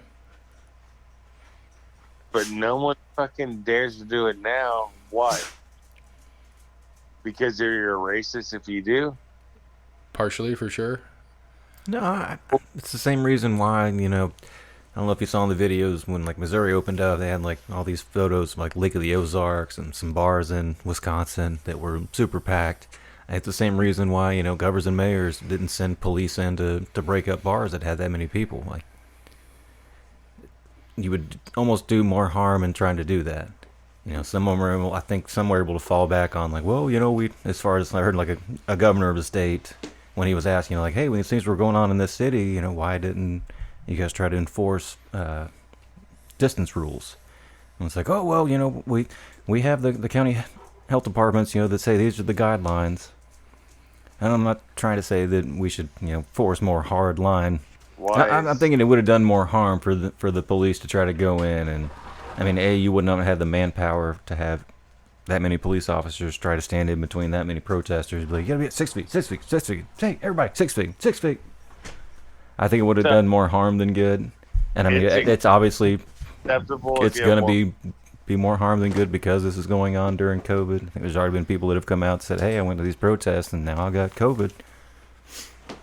I still say it's Mother's Day. I still say our big spike is Mother's Day right now. I think you gotta, and I think there is a perceived value of this protest versus the perceived value of our sperm whale protest, in that there is a, how do I word this? There's a, I don't know. Again, I think it goes back to the narrative of whether or not the United States, as of right now today, is a racist country. And I think the narrative is that it is, and that any protest and vocalization and speaking out against the racism, sexism, transphobia, those isms, xenophobia, all those isms, anything that's against how bad America is, I think the narrative is more okay to talk about it and to overlook the issues that go along with it than they are than they are other freedom of speech issues. They're going to cite things. They're going to look over issues, and they're going to support this stance because it's part of the narrative, where the sperm whale isn't part of the narrative. Unless we're going to, because I mean, really, you know, since COVID hit, how much global warming and environmentalism has fallen off the conversation piece. You know, I mean, you hear a little bit about how like they're in the early stages when there was major shutdown, that there's discussion of, you know, skies being clear and temperature changes, like visible temperature changes or notable temperature changes because so many less cars were on the road or whatever. But it was very short blips because the cycle was covered with corona coverage. But I mean, how much environmentalism is going on right now? Yeah, I don't know. I mean, not a lot. Not a lot to the people that it's not affecting. I'm sure there's still, or was it Black Hills? Not Black Hills. In North Dakota and South Dakota. Oh, the pipeline for thing? the pipeline, yeah. Yeah. I mean, I'm sure some of that's still going on. It's probably not as prevalent. Right. I think we have a short attention span for particular issues. And I think that might have been the strategy of some of the governors and stuff in kind of letting this loot riot protest go a little further than maybe they should have, thinking that, you know, it'll kind of burn itself out, which doesn't seem to be the case. It seems that let it burn itself out is embolden more people to get active in it. I mean, the funniest one to me is the Nike store getting looted. That's probably my favorite video of this whole debacle. That's funny. Because the Kaepernick ads with Nike and how, you know, I mean, if you want to talk about signaling super hard, if that whole Nike campaign was anything more than just straight up marketing, I don't really believe they really gave a shit about the cause. I think it was straight up marketing, and it sounds to me like the people they were marketing to, pretty sure Nike didn't give a shit about the cause. So I got a chance to get some free Nike, so I got in there and I took them. You see the NFL has changed their stance on Black Lives Matter and said that we were wrong. We should have taken it more seriously to begin with. Oh, that Drew Brees thing was fucked up. Did you hear about that story? No, I saw some little blurb that he apologized or something, but I didn't hear what exactly happened. He basically said, I'm not okay with anybody kneeling during the national anthem. When I hear the national anthem when we were in pregame, I'm thinking about my father-in-law, I'm thinking about my dad or my granddad, or I can't remember who. He listed off family that had fought in different wars, and I'm thinking, he's like, when I stand there for the national anthem, that's what I'm thinking about. And, you know, it's not okay with me that people kneel, because I'm sitting there thinking about my grandfather who fought in World War II or whatever, and they're basically kneeling at my grandfather. It's basically what he said, and then he just got fucking burned for it. Now the timing was, I don't know why he felt that. I guess I just don't see an issue with like kneeling. The timing he felt to put it out was kind of, why did he feel like he needed to put it out right now? I mean, people get on their knees to pray. I'm assuming it was supposed to be the opposite of, you know, you get on the loudspeaker and they ask everybody to stand up. Yeah, I don't know if that was supposed to be like the opposite. And they're like, okay, you know, we're going to do the total opposite of like asking everybody to rise and stand for the national anthem versus. They do we're just going to kneel. A lot of times they do like a moment of silence, like in that whole preamble to the game. It's like, well, moment of silence for service members lost this year. National anthem, go. So take your moment of silence to take that as your time to, because it's a moment of silence. The point of the moment of silence is for you to contemplate whatever you want in that moment of silence. And if you want to spend that time thinking about police brutality issues, and in the post-game conference be like, hey, during the moment of silence, this is what I was thinking about. I don't know. I think it goes back to Max's last week, was he was talking about, you know, how many jobs can you do that and it's not an issue with your job. You know, if AC as the nurse is gonna randomly be yelling at a patient's child about police brutality, which has nothing to do with her dad dying in the bed right now, how long is that going to last? The difference between yelling or talking to, spending the time, instead of telling the person about the condition of their father who is dying in the bed, they're like, do you know that 7,462 people were murdered by cops this year? That's a big problem. What the fuck are you talking about? I don't care about that. What's going on with my dad? He's dying in that bed right now. Do I need to go in there and say goodbye because this is going to be 20 more minutes before he's dead? Or what's going on? How long are you going to keep that job with that going on while you're working? And so, I agree with Max, and that's part of the issue with the Kaepernick situation, is that I can't do that at my job. Oy, that's funny. So what's the last thing you remember before you passed out? No idea. No idea. All right. Well, I had a pretty good speech, and I referenced you like 3 times, and you saying smart things. So Yeah. Wait, I think I hear snoring. well, what's funny is my youngest was poking his head around the corner asking me to come put him to bed. And then I hear you snoring. And I'm like, what's going on right now? I'm so confused. So, I don't know. I don't know. We can move off of the riots and stuff. Coronavirus is still a thing. I don't know what's going on with that. We can bitch about the CARES Act. We can talk about our... we got an interview on Monday. We got an official, the first time ever, an official political guest. Gina Oster is running for our district's, my district's, state senate seat. That's what I was wondering what exactly she was running for. Yeah, it's District 18 in Tennessee's state senate seat. She's running against Eddie Manis, who is the incumbent, and then Virginia Couch is going to be the Democrat on the ticket. She's running unopposed in her primary. And so, I don't know, like one of the big things I want to talk to her about is what's going on with the schools. Looking through Miss Gina's history, she is very active.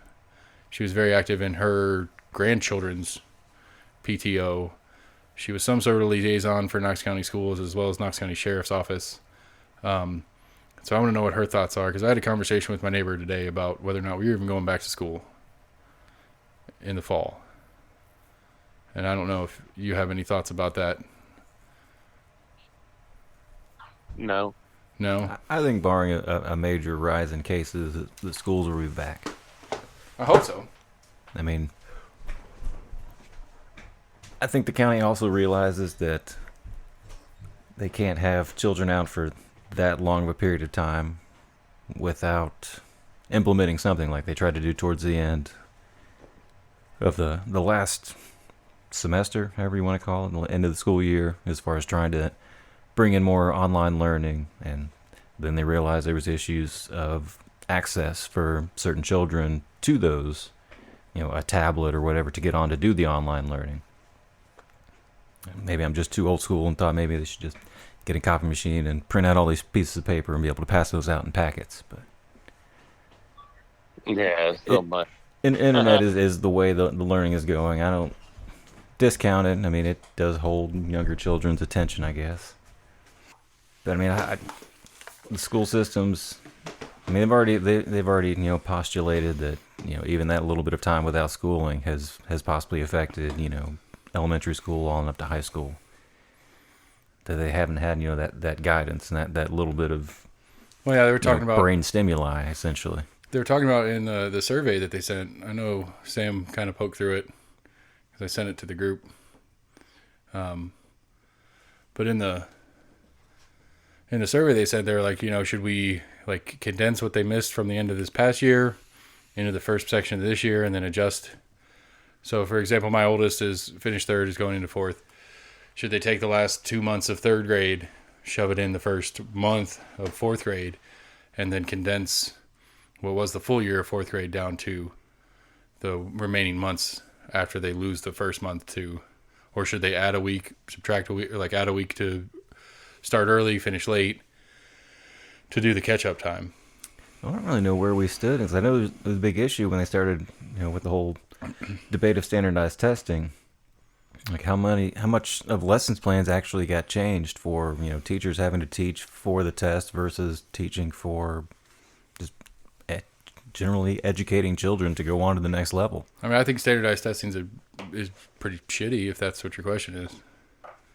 No, I'm saying I thought there was already this kind of debate, so I think it's only kind of thrown another kind of wrench in the cog of we're already looking at what we're teaching. Is it right that we're teaching? And then now we're running into a lack of teaching, and then do we need to play catch up? And do we play catch up right, for the test, or do we play catch up for just general stuff they missed? Right, because they missed the TCAPs as part of all this.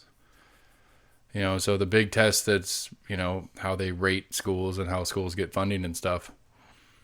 As far as that standardized testing for us in the state of Tennessee, they missed because of the shutdown.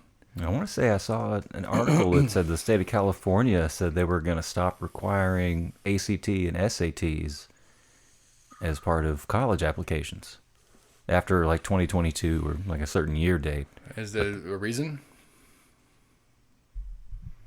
They feel like it's. I don't know if it was part of, like in this situation where some kids maybe weren't able to go take the SAT or ACT.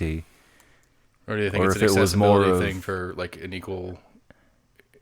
Is it an equality issue? Because it sounds to me like that'd be something California I would think do. it's more of a turning away of, how much do you really gather from a standardized test? Like, I don't think I ever did great on standardized tests. I think there was other issues that had to do with that. I mean, some people test better than others. Right. I did pretty well, and I didn't try very hard. But that was me in high school in general. I did okay. I did better than average and didn't try very hard. Yeah. So, yeah, I don't know, but like that's one of the things I want to talk to Gina about. I want to talk to her about what her thoughts on and what I don't even know if like that's one of the things I guess I really need to start with her on is like what is actually within the scope of that job. Like, is that something that's in the scope of the job? Because she is at least positioning herself on her website as, strong on education. She wants education to be better in the state of Tennessee. She wants to, make the schools more accessible, easier, quicker, faster. I'm assuming there's a Tennessee Smarter. Board of Education Right. that they probably have some kind of sway over. Yeah, and so I'm curious, like we were talking earlier about, the power plays and all the different stuff and what her position actually has on that. And so, I mean, I don't know. It seems to me on the surface that she is, because I messaged the other candidates and asked for them, but it seems to me on the surface that she's kind of an outsider coming in the sense that, she's going up against an incumbent. The Democrat really doesn't matter. And I think she's certainly new to official politics. This is her first official office she's seeking, as far as I understand. And I don't know how many other people were in play earlier in the process and that it's down to just her and him, or if it was just Eddie Manis is running to keep his seat and she was like, I don't want to let him run unopposed. I'm going to jump in on this. And maybe he was supposed to be running unopposed and she decided she wanted to be a part of it. But it sounds to me like she's certainly putting forth the effort. I see her signs all over the place out here. I first found out about her because a couple of her volunteers knocked on my front door, which I was like, I guess she's just not too big on the COVID-19 situation. Doesn't seem too worried about that. They didn't have masks on? But, and I don't know. It's weird. I don't like people knocking on my door and just talking to me. It freaks it. I'm not comfortable with that in general. So I'm always very. Stay at the road and talk to me. I'm always very standoffish. It's like, I don't need that. I don't need you. It's just weird. I don't know. Put a flyer in my mailbox and I'll Right. give you a call if I'm interested. Right. I'll put one of my new Beware a Dog signs on there and see what they do. It's stupid. Like the last line of it, it's like, you've been warned. So, I think we lost Max. I'm gonna hang up on him. Max, good night. Be safe. Sean, you're great. So that was Max. His eldest graduated from high school, and they had a party for her today. And as you've learned in previous episodes with Max, his kids are his beer runners. So he had multiple kids running him beers all day today. Plus, as we mentioned, we had a weird, complicated work day, and, it's important to us for the job to make sure that we have the staff in place to make sure our customers get what they want and we can get the sales that we want and blah, blah, blah, blah, blah. And so, it was a little stressful for both of us trying to figure out. And again, like I said, Sam came through like a champion to get us help at the shop, so we didn't have to either me bring the kids with me or he have to skip his daughter's graduation party for it. Plus, I'm sure it was a situation where he had to deal with the ex-wife and shit like that too. So, plus his brother's in town and blah, blah, blah. So, first official episode that Max passed out on. I'm glad he wasn't here to do it because it gets real weird trying to move him once he's passed out, and I don't want to do that. So He's a big sumbitch. but I don't know. Continue. I don't know. Like, it's interesting to me looking at Gina's website and stuff like that. Is it feels like to me that if you got to go through the channels to get the permission of the Republican Party to run as a Republican, and it seems to me Do that. you? I'm pretty sure. I don't think you can just run as a Republican. I'm pretty sure to say you're a Republican, the Knoxville chapter of the GOP has to sign off on it. I'm assuming you just have to be a registered Republican. It goes back to the Bernie issue. Bernie's not. He's a registered independent in his state, but he gets to run as a Democrat on the presidential ticket. The party has to have some involvement in it, as far as allowing you to call yourself that. I don't know. The office is over there on behind the smoke shop on Kings of Pike there. God, what is that place called? It's like a hookah hookup or something like that. Right there, past the Buddies in the banquet hall. You know what I'm talking about? Like it's that building. Like, 'cause there used to be the Knox County Republican Commission. Yeah, it's the Knoxville GOP office. Don't know what that means. Maybe I should try to call him Monday and be like, hey. But anyway, my point in bringing that up, though, is looking at her website. It is Trump. Not in words, but everything's red with white lettering. Like that red with white lettering thing that is the MAGA hat and all that stuff is, like all her signs are red with white lettering. Now, on a marketing standpoint, when you get into, like when you go to school for marketing and you get taught how to make effective signs that reach people, red is one of those colors. That's why McDonald's is red. That's why Crystal's is red. That's why Coca-Cola is red. Like red is a color that, unless it's in a sea of red, which can happen, Target's in red. Unless you have like a sea of red behind it, red pops out against, especially even in urban nature, against concrete and blacktop. Red pops out against greens for grasses and trees and bushes. Red pops out. So it's a smart marketing color, obviously. But the red with white writing thing, like it screams Trump to me. And her bio and stuff, she often says this, like something along the lines of like a proud Republican. And so on the surface, it sounds to me like she's a Trumper, which, I'm fine with, and not really. I don't really care. Honestly, I don't. At this day and age, it's hard to be a Republican without supporting Trump, because the first time you say something against him, right? I mean, I don't know. You are on his shit list. I mean, I would be curious to know if you could, as a District 18 state rep, that would get on his shit list. Probably not on his radar. But I mean, he had heard of our lovely blonde-haired Republican senator, Marsha. Well, because Marsha's a senator. She's in the federal. She's a federal senator, right? I think this is still like the first time she's ran. I don't think she was in before. I don't know. She's she's gross. I get her newsletter, and like there's some actually quality information in the newsletter. Like she put her newsletter out.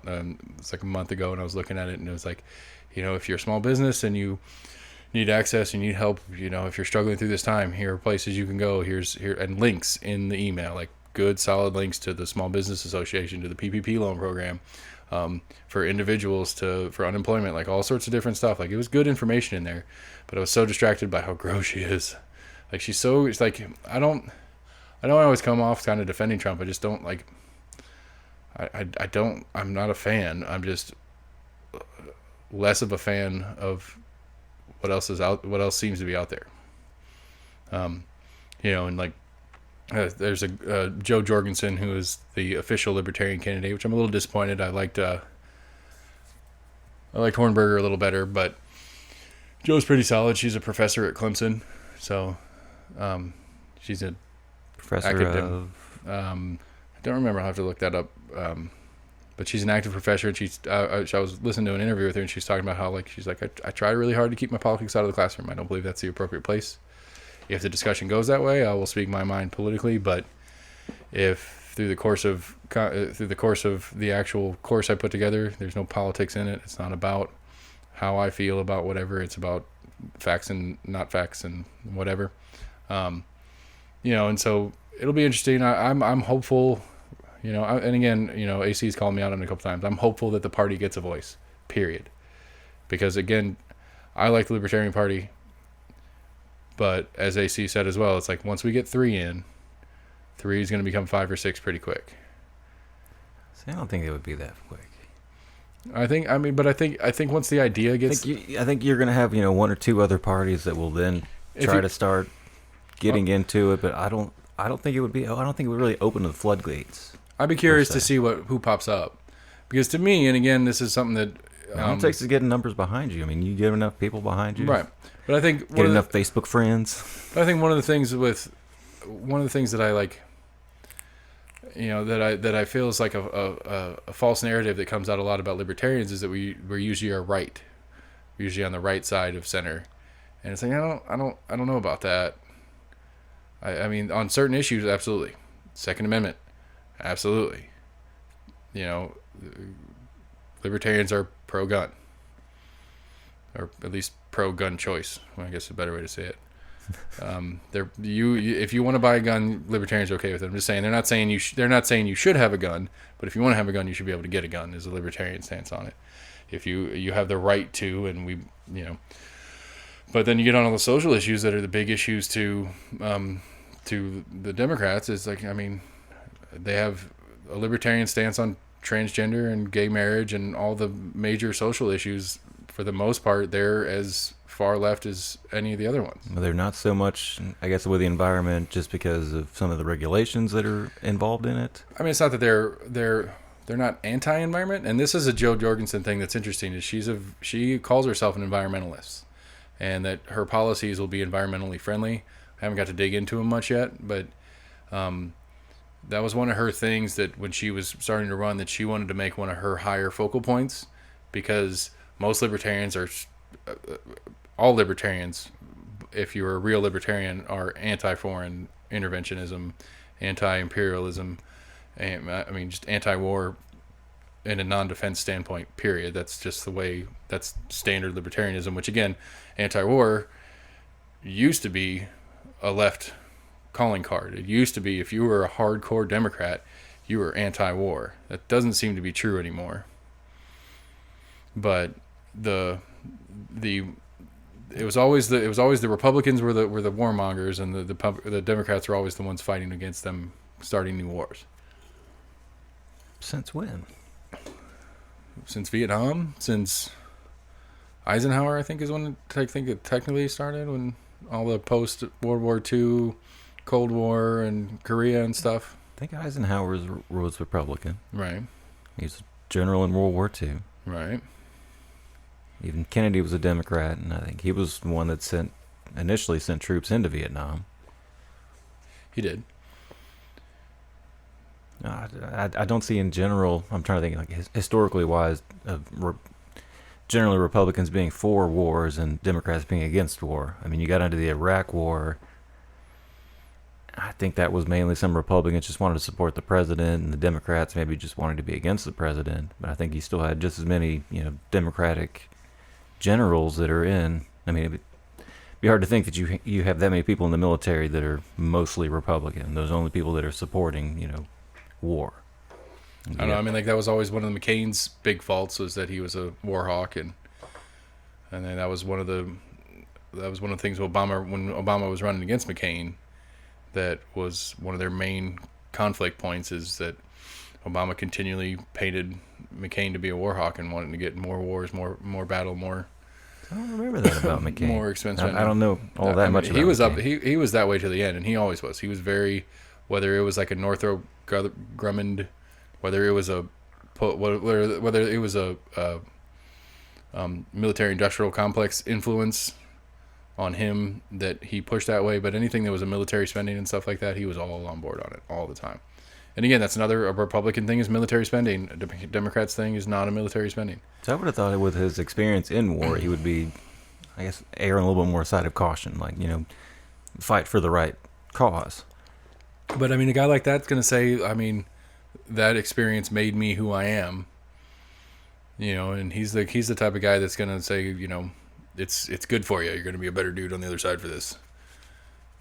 At least that's what it seems like. But again, but the libertarian thing being, to me, to the original point being, I think libertarians are a lot more actually centered once you weigh out their stances. They absolutely have right issues. They have issues that they would be very right of center on, but I think they also have a lot of issues they'd be very left of center on.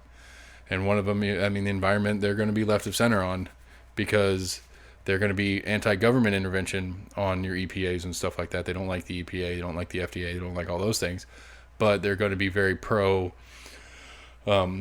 civil litigation against it. They're going to be very supportive of my right as a neighbor to a factory to breathe clean air, and that my ability to sue. You think they would be on the person side versus the corporate side? I think the business side. Well, the libertarian's going to be the law is going to be on the individual side. I don't know. That's a good one. I need to look into that a little further. I don't know exactly what the libertarian stance is on corporate identity. I'm pretty sure for the most part they're not. They don't like the idea that a corporation is a standalone individual separate from their ownership and or board of trustees or whatever. That, you know, the AC talks about it all the time, the ability for a corporation to donate to a party or a candidate as well as the individuals that run the corporation, allowing an extra level of Yeah, I listened to a funding. program last night, and some guy tried to bring up like George Soros. He's like, oh, you know, George Soros, you know, he's the one funding all these things. And he's tried to like bring up the whole. The BRICS. No, not the BRICS. He tried to. That's crazy though. Have did we talk about that? No, that was after last week's show. I think I'd sent a text to see if we had heard any fact checking on. I forget like what the actual. There's an actual term for people that go in and kind of do those false things, pretending to be a protester, but actually trying to instigate violence. I know the term too, and I'm blanking on it. That's one thing I wonder. I mean, I've seen agent provocateur. Yeah, that's what it is. But yeah, that's a thing, and it's a real thing, and it's happened. And there's arguments right now on whether there are certain agent provocateurs. But no, this guy called into a semi-right leaning radio show. It was like, oh, you know, George Soros, you know, donating money to Antifa and donating money to all these, you know, liberal causes. And he started the caller tried to bring up, you know, his religion, which I guess George Soros is Jewish. And after we tried to like go in like a cult Jewish conspiracy, and that's where the radio host cut him off right there. He's like, no. He's like, it doesn't matter about religion. He was like, yes, he's, you know, donating money. He was like, but he's like, I donate money to the NRA, and the NRA has political influence. He was like, you know, am I influencing politics? He was like, that person as an individual has the right to donate money to whatever cause he chooses. Right. And I mean it's the idea being that it's a concentration of voices, and that the NRA gets to speak for its members, and the members get to choose democratically or however, whether it's they actually get to vote on issues or whether they get to pick their leadership. I mean, you know, and so there is, you know, but that's one of those things too. And Sean brought it up, and it's one of those things that I kind of kick back against, in that nonprofits are not profitable necessarily. Nonprofits can do all sorts of stuff. I took a social work class, and my teacher really struggled to answer me. I haven't really figured it out since, but there's two separate terms. There's nonprofit and not for profit. Right. She was unable to explain the difference to me. As a student, I was like, well, what the hell's the difference? I was like, they sound exactly the same, but apparently there is some kind of distinction.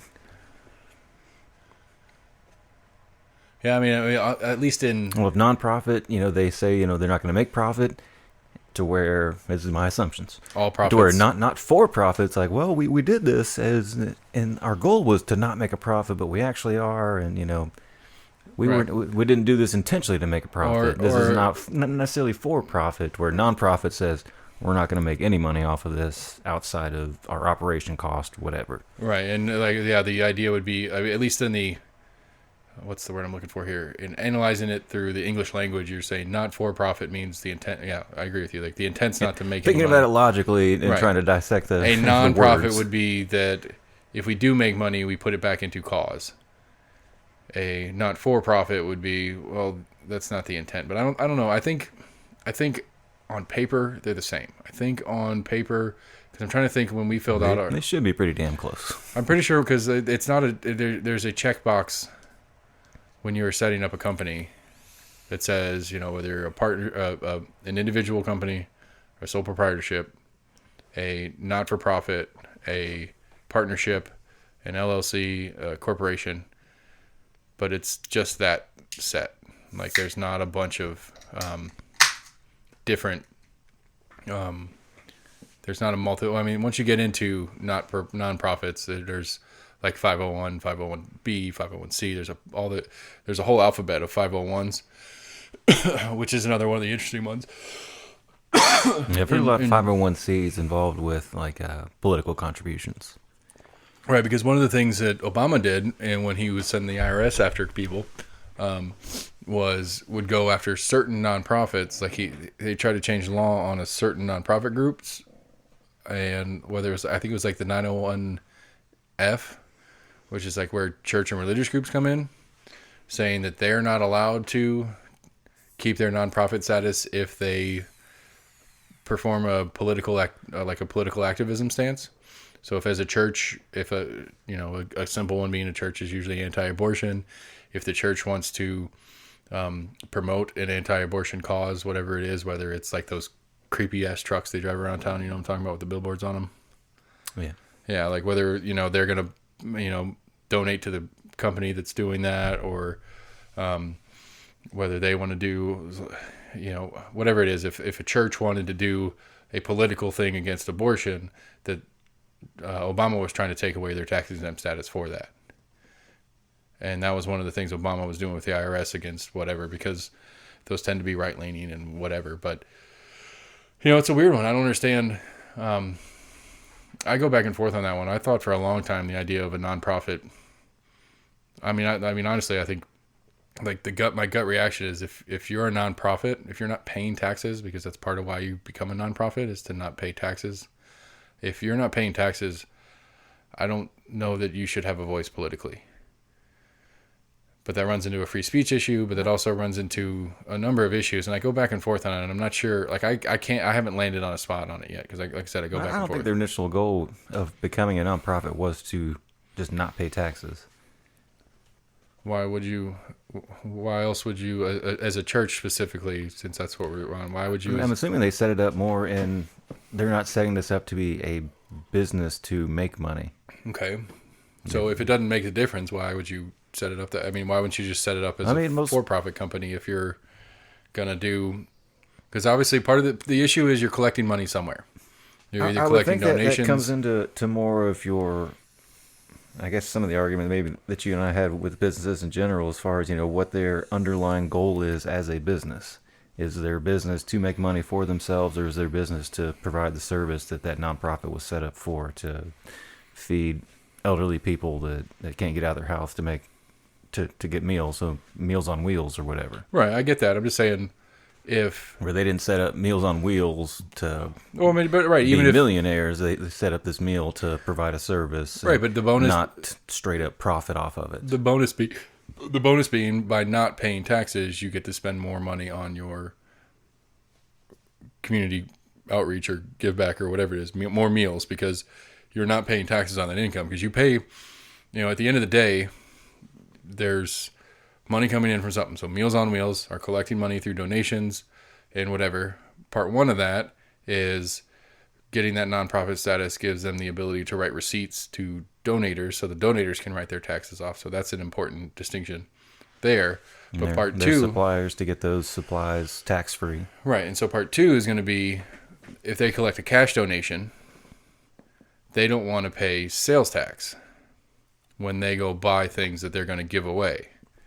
Because again, here in Tennessee, sales tax is almost 10%.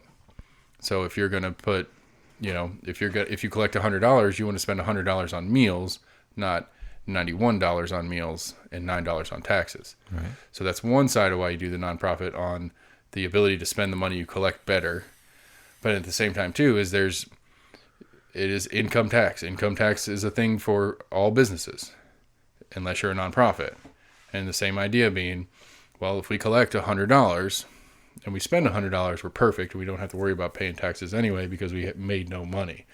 But to balance that out perfectly is a hard thing to do. So, and especially if you're trying to grow your nonprofit into getting into more things. And one of the things you do is you want to save some of that money, so that if you have a gap in donations, well, let's say you do a big charity drive in November. You go out and do your normal December business, and you have a nice big stockpile of cash to operate the next few months on, and you can take your normal standard donations that you get monthly. But once that crosses that New Year threshold, any cash you have in the bank is shown as income for the business. You collected $1 million at the end, at late in the year, and you don't spend that $1 million before December 31st. That's taxable income to your business.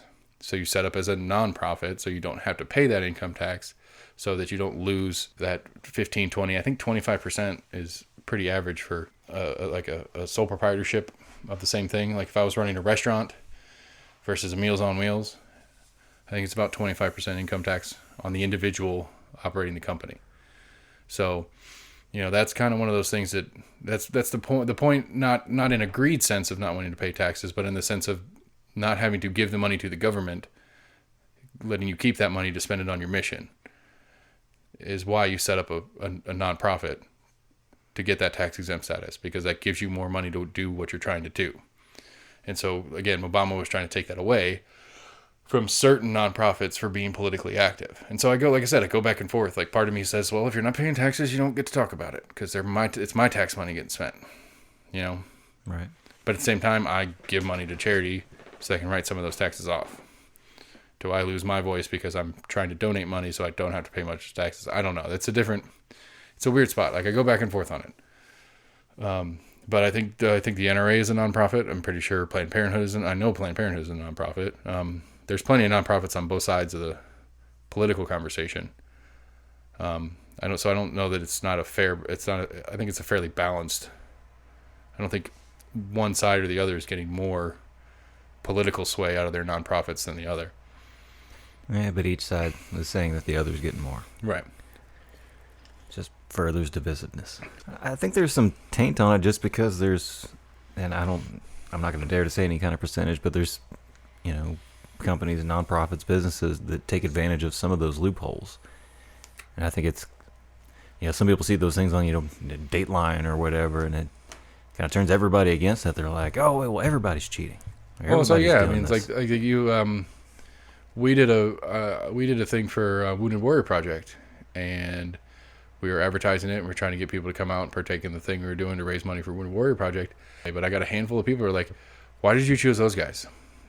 Those guys, like I've heard a couple bad things about the chair makes some X gajillion dollars. I mean, just some ridiculous sum of money a year to be the chair of that company. And like, somebody tried to tell me only like 20% of what they collect goes actually into whatever, and the rest of it goes into administration and salaries and stuff like that. I mean, I heard the same thing about, you see these commercials come on for, Feed the Children in Africa. And right. Some people have gone down and done like the breakdown that like 20 cents of every dollar actually goes into doing something. Right. The other 80% is going into administrative cost and whatnot. And there is definitely some corruption inside that nonprofit system that I don't know. I mean, the problem is I don't know how you effectively police that. To say, you have to. I mean, I would be okay with the idea if you're going to run a nonprofit, if you're not paying taxes, your books are open. You don't get to hide your books from us. You're required to show us everything when we ask for it. Because if we're going to let you not pay taxes, if we have, some sort of reasonable suspicion that you are not doing what you're saying you're doing, and most of that's going into, employees, and no work's actually getting done, we're going to take your status away. I'm okay with that. But again, where do you set the number? What's the percentage that has to go to the cause that is the fair and right number? Is it 50%? Is it 75%?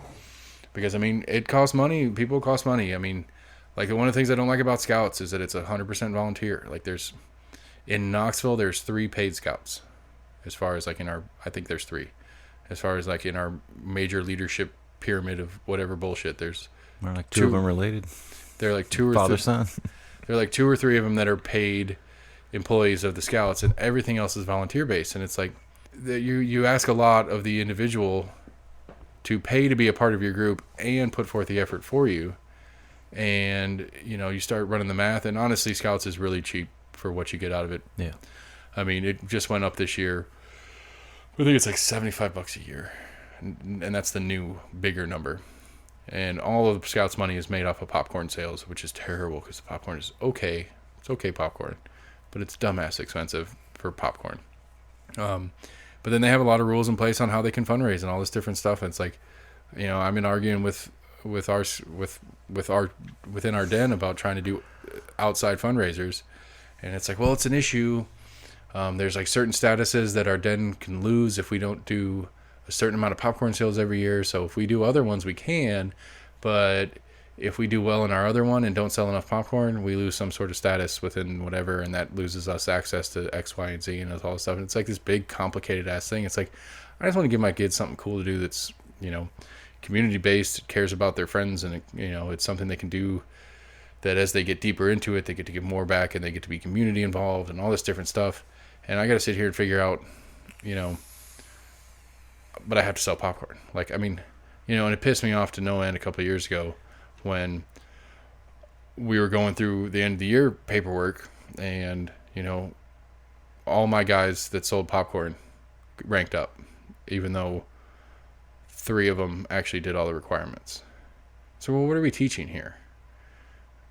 Are we teaching that it's all about selling popcorn for the cause, or are we teaching them the skills and the discipline to do the tasks, be involved, be active, come to the meetings, come to the different things, or just as long as you sell popcorn, we don't care? And what I get out of it is just as long as you sell popcorn, Scouts doesn't care. You'll keep getting your badges and your awards and your participation trophies, and it's like, fucking, I hate that. It bothers me. It's not the worst thing ever. There is some really cool stuff the Scouts have. The Scouts own a ton of property around the country. Yeah. Here, just out here, Camp Buck Toms is pretty phenomenal, in fairness. The Been a long time since I've been there. But the older Scout stuff, they own I want to say it's 500 acres in Arizona. And it's you go, and this is for high school age guys, but it's yeah, I know there was always a big camping trip in Minnesota. Yeah, Minnesota, and then they there's did a big it was a canoe / hiking. I mean, it's a land of 10,000 lakes. So I think it was a lot of hiking, carrying your fucking canoe, and then canoe for a while, then hike some more, carrying your canoe. And there's some partnership with a Canadian group, and the Canadian group will come down and swap places. And there's some stuff where you get to go up into Canada and do some stuff. No, there was one where you got to go down to the Keys and do some sailing down there. Yeah, there's a lot of cool stuff. Like I said, I'm trying to get more involved in it because the kids like it, and I have the time, more or less, and I feel personally obligated to be active, because if I don't really dive in, my guys are, if just in selfishness, just for my kids, if I don't dive in further than I want to, they're not going to get anything out of it. And I just don't, I don't know. I hate myself for it sometimes, because it's not the worst thing. You see that in a lot of situations. I mean, you and I were both in the high school band, and you had issues there with, parents wanting to step up when there were people there that needed help. Right. I mean, my mom to this day hasn't had a child in the band. For 20 years. Yeah. Well, over a decade. But they were doing the car wash for a while. Apparently they've got into doing fruit sales. But you and I went to London. Right. Now, I don't remember what we were selling at the time. I don't remember. I want to say it may have just been the car wash sales. Maybe they had somebody do the sale, but I felt weird. I'm like, I don't want to go to my neighbors and be like, hey, will you give me some money so I can go to London?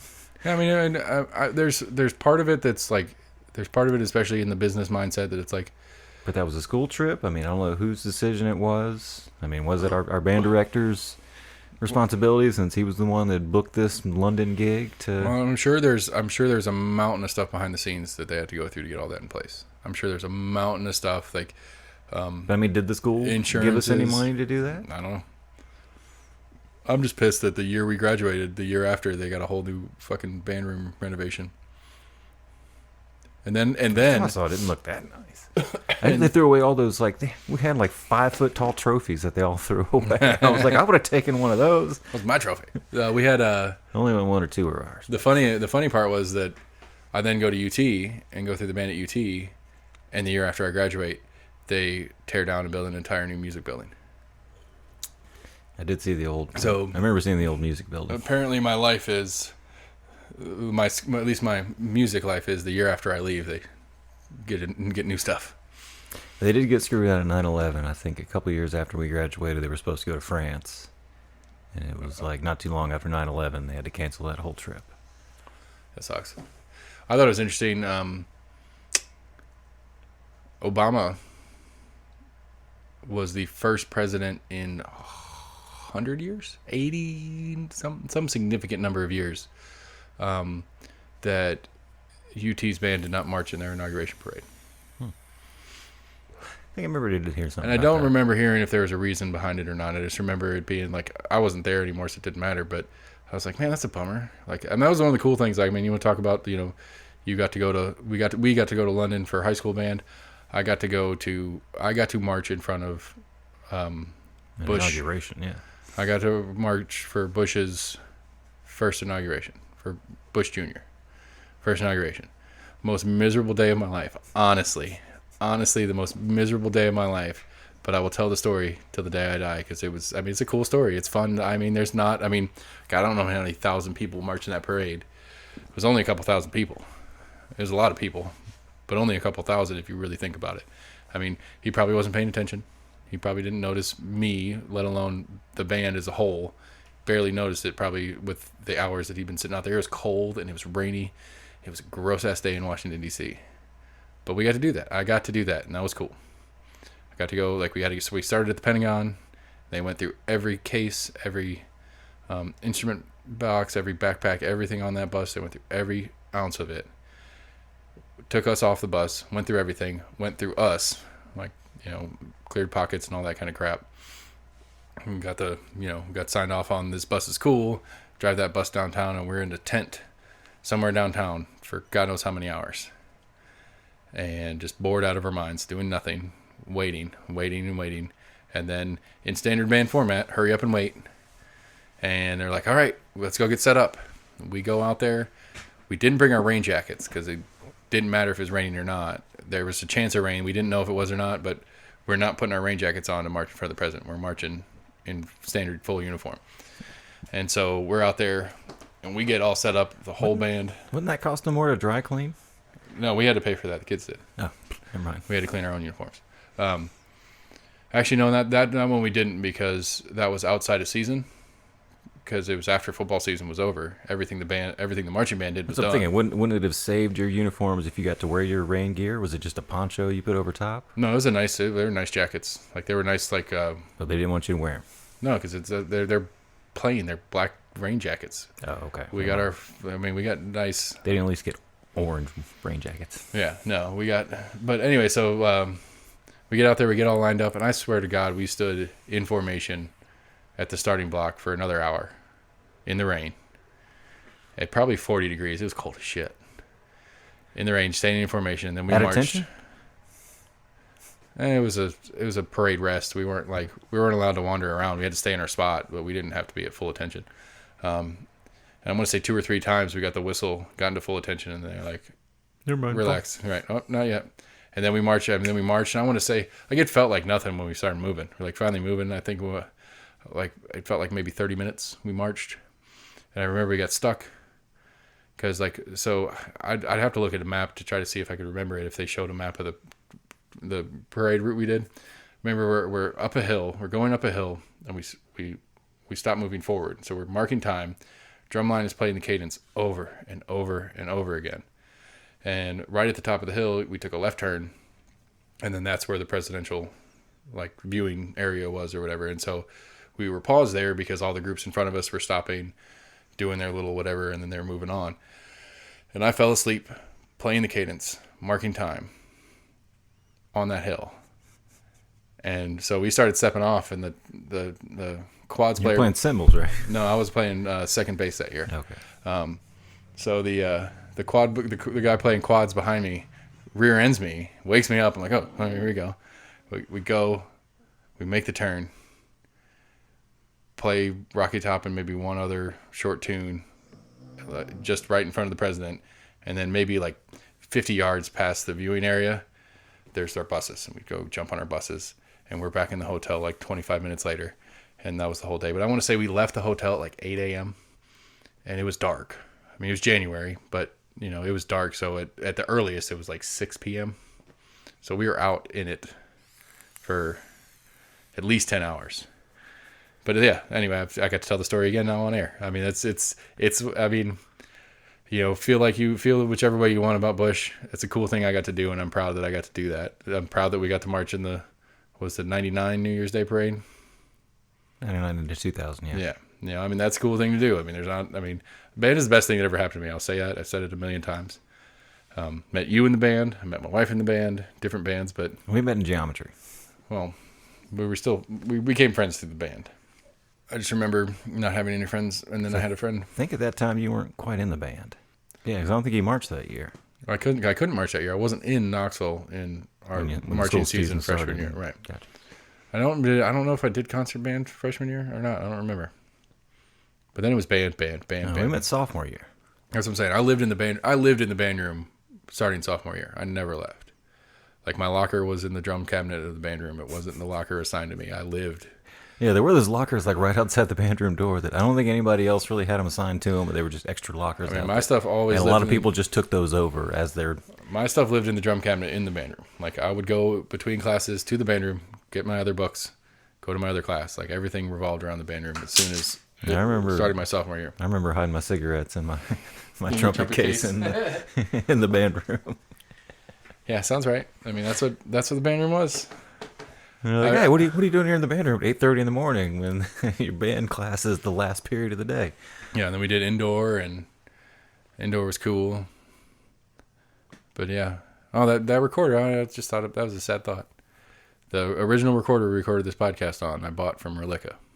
Really? Yeah, he was working at Musician's Friend when the Go-To Guys were a thing. Check us out on Facebook, Go-To Guys. Played 2 concerts. And it's gone. Is it gone? It's not. It's not gone. You just got to find it. I tried to delete it. That was a little band that Sam and I were in for a little bit. We had a good time. We played some tunes. Had a good run. I still rock out to those tunes. I mean, I would argue that I could probably sit down and get through most of our set without a lot of rehearsal. But I heard an interesting one on the as far as the riots goes. As far as you want to get into the. I don't think it's particularly. One, I think that to start this, I want to go. I want to say it was Nixon. I'm not sure who it was, but the phrase conspiracy theory, when it turned into the connotation that we think of today, that it's kind of crackpot or whatever. Because I use the word conspiracy a lot, and it's not. I don't use it incorrectly. There are conspiracies out there that are happening. It's not a theory; it's a fact. There are people conspiring to do things behind closed doors. Blah blah blah. That's a real thing. But you hear that word, you automatically assume like conspiracy, like it's fake. I would like to that just people think. I would like to think of a better. I would love to know a better word to use than conspiracy when I'm referencing that, because they're real. They are real, and I think the real conspiracy that's happening right now, if you want to get into it, I think it's a class war. I think reality, what this rioting bullshit is about, it is a indirect kind of subliminal class war thing, and I think there are definitely people at the top that want us to spend more time fighting about some black guy that got choked to death on the side of the street and arguing over whether I'm racist or not, because I don't care that he's black. I care that a cop killed him, and I'm going to argue with somebody and they're going to turn me into a racist somehow because I don't care about that part of it. I care about the fact that a policeman killed a citizen. That's what I care about. And they want us, it does sound like conspiracy theory when I get ranting on it, but the top level of this shit, they want us fighting over this stuff because we're busy fighting over this and we're not paying attention to Boeing's gajillion-dollar contract that they just signed with the military. We're not paying attention to gajillion-dollar contract, and we're not paying attention to how fucking terrible the CARES Act was. We're too busy fighting over whether or not COVID-19 is real, or whether or not masks work, or whether or not 6 feet makes a difference. We're too busy arguing about that shit, and we're not paying attention to how much money the banks got out of the COVID-19 deal, how much money the airlines got, how much money the Federal Reserve is printing right now. We're not paying attention to that. Like, somehow the economy is booming. At least the stock market part of the economy is booming right now. Unemployment just came out yesterday, 2 days ago. I saw an interesting article the other day that was saying like the stock market, and it's something I've always kind of thought too. I mean, it's not a terrible reflection of what's going on in the general economy, but it's not a true reflection. No, it's not. But the other fact, we talked about this in episode 3 or 4. Okay. I mean, no, I'm not saying that. I'm just saying we talked about this in episode like 3 or 4. It's like, what are the factors we want to consider? Stock market is a factor to consider. Unemployment is a factor to consider. All these different factors. But as far as the economy goes, is the stock market's booming. My stupid little stock buys have been doing great. But the stock market doesn't give you a true representation of how Joe Schmo is actually It's true. doing. But the economy, or the unemployment thing came out. And to the complete befuddlement of all sorts of economists, the unemployment rate went down in May. Right. They were expecting it to be like 20%. I attributed that to some places opening back up. I agree. I'm just saying the expectation was, I think in April it was 15.5%. They were expecting it to get up to like 20, and it dropped to 13.5. And nobody knows why. At least not that I've heard yet. Nobody can quite figure out why. Trump is obviously going out there telling, look at what I did. The economy's back rolling. And he's not bad to, because honestly, if as we move on to this new world living with COVID thing that's going on, if the economy comes back hard and he gets back into the 5-6% unemployment range, we were down to 4 before this started, but if he gets back in the 5-6 range and my 401k is looking better and my silly stock buys that I've been doing are doing better and the shop continues the way it's doing and I keep staying busy with my other job and all that kind of stuff, if you are an economic minded person and you care about your bottom line and how much money's coming into your house and your ability to pay for what you need and your family and all that kind of stuff, it's going to be hard to not hear Trump when he says, look at the economy I built for you. We went through the biggest, craziest fucking quarter in the history of, almost in the history of America, as far as unemployment issues, the pandemic, riots, all this different stuff. He can sit there and go, in 1 year, so in 3 years, I built you the best economy the United States has ever had. In 1 year, we had X, Y, Z. I'm not saying it's true or not. I'm saying it's going to be a hard sales pitch for people not to hear. And if they can actually see that on their own bottom line, they're going to listen to it.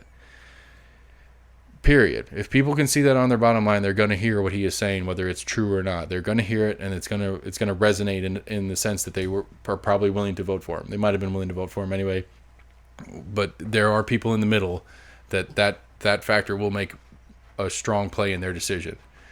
And that he's like, in 3 years, I built the best economy this world's ever seen.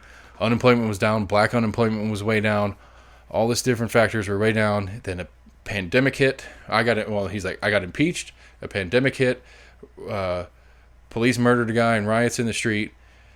Came out the other side, and I've almost got you back to where we started in the same year.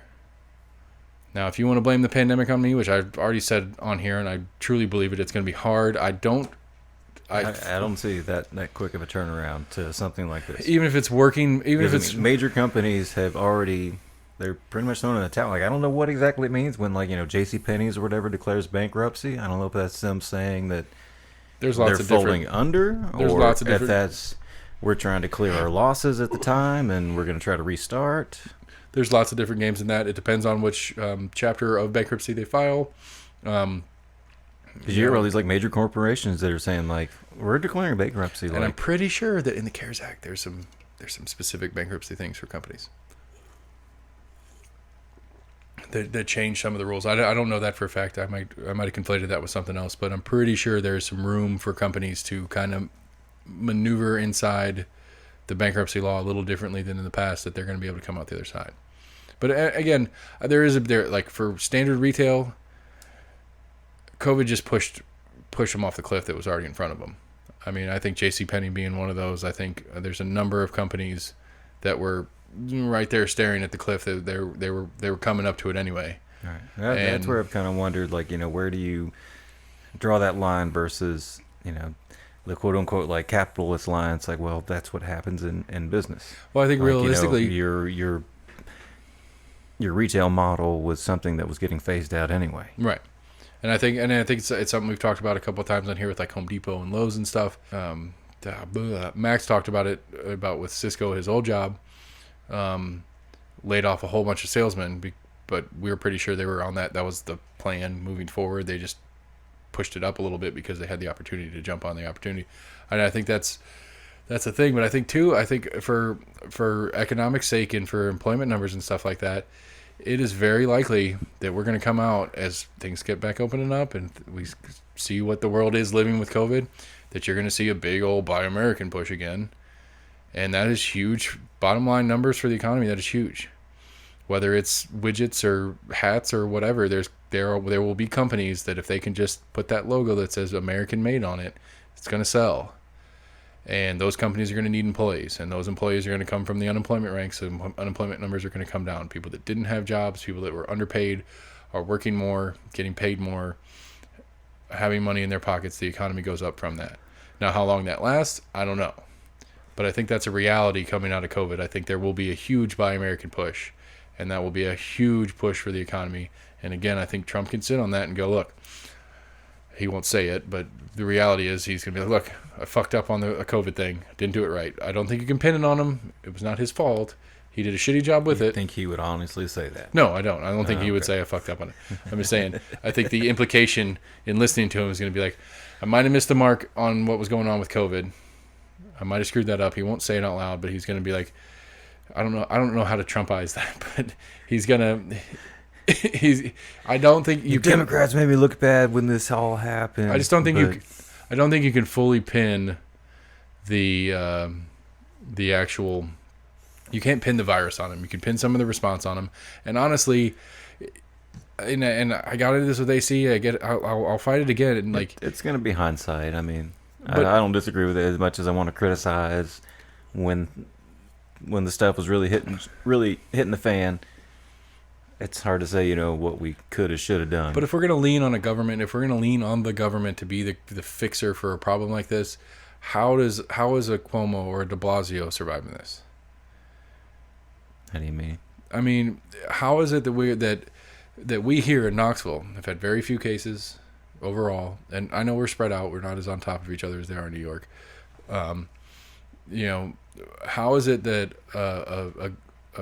Governor Cuomo in New York is not hard on the chopping block right now, but Trump is about his COVID-19 response? Because Trump as a whole... I think part of it was how he laid things out, how he portrayed things, and just how he spoke to I mean, at that point, he was already pretty much a national figure. When the cases were that predominant in New York, he became that much more seen. I mean, there was a poll done a couple weeks ago that him and his brother are seen in a better light than the president of the United States. Well, that's a guy on MSNBC and the governor of New York, who are brothers, and I would argue that they're not the most probing interviews coming from his brother. We're talking about their big noses. I don't give a shit about his brother. I'm just saying, we talk about Trump. I was just saying, like, the two of them. But, I mean, even just Governor Cuomo himself is thought of higher in the general American public than the President of the United States. Right. I think that... I think that goes to show their responses and conveying their it's all about thoughts and message to the people. Right, but it's not the quality of the message. It's the quality of the display. It's not the quality of the message, is what you're saying. No, I think it's both. It's putting out. It's putting out this. It's also what you say and how you say it. But right, that's what I'm saying. But what you're saying is it's more how you say than what you say. Because how you say it in a nice leadership, authoritative, compassionate feeling. I think of that more on like the negative side, to where it's more like how you say something negative than like what you say negative. You can say something negative and say it in a better light, where it doesn't come off or someone's all of a sudden like, all right, motherfucker, let's throw down. There's a way you can give constructive criticism I get that. to a negative thing. But I'm agreeing with you in the sense that, like he's Cuomo has been very, he has had the much better appearance of a leader. But I think at times he's also like shown some humility and like, we're still learning this and we don't 100% know. We're doing this because we think that's the most logical what's going on right now. We're going to try to trying to get more respirators into, this area of town because, they're seeing more cases, yada, yada. Right. Which he never had a shortage of respirators, even though he said he was going to, because Trump wasn't going to give him what he asked for. But whatever. And which respirators are apparently pointless. But nobody talks about that part. That one confuses me. Again, this is not to try to defend Trump in it. Nobody talks about how... In that point of a patient's life... You've either got a respirator or nothing.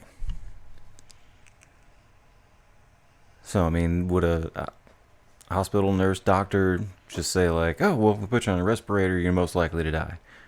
Or are they going to do what any doctor is going to do and try to... I acknowledge that, but when a treatment protocol doesn't work, like when its effective rate is 10% or less... When a treatment protocol does not work. When that's the only treatment protocol. Like, that's pretty much, from what I've understood, what we both kind of heard, is like, It's pretty much a last case scenario. Right. That's pretty much like, you have no other way to breathe unless we put you on this machine.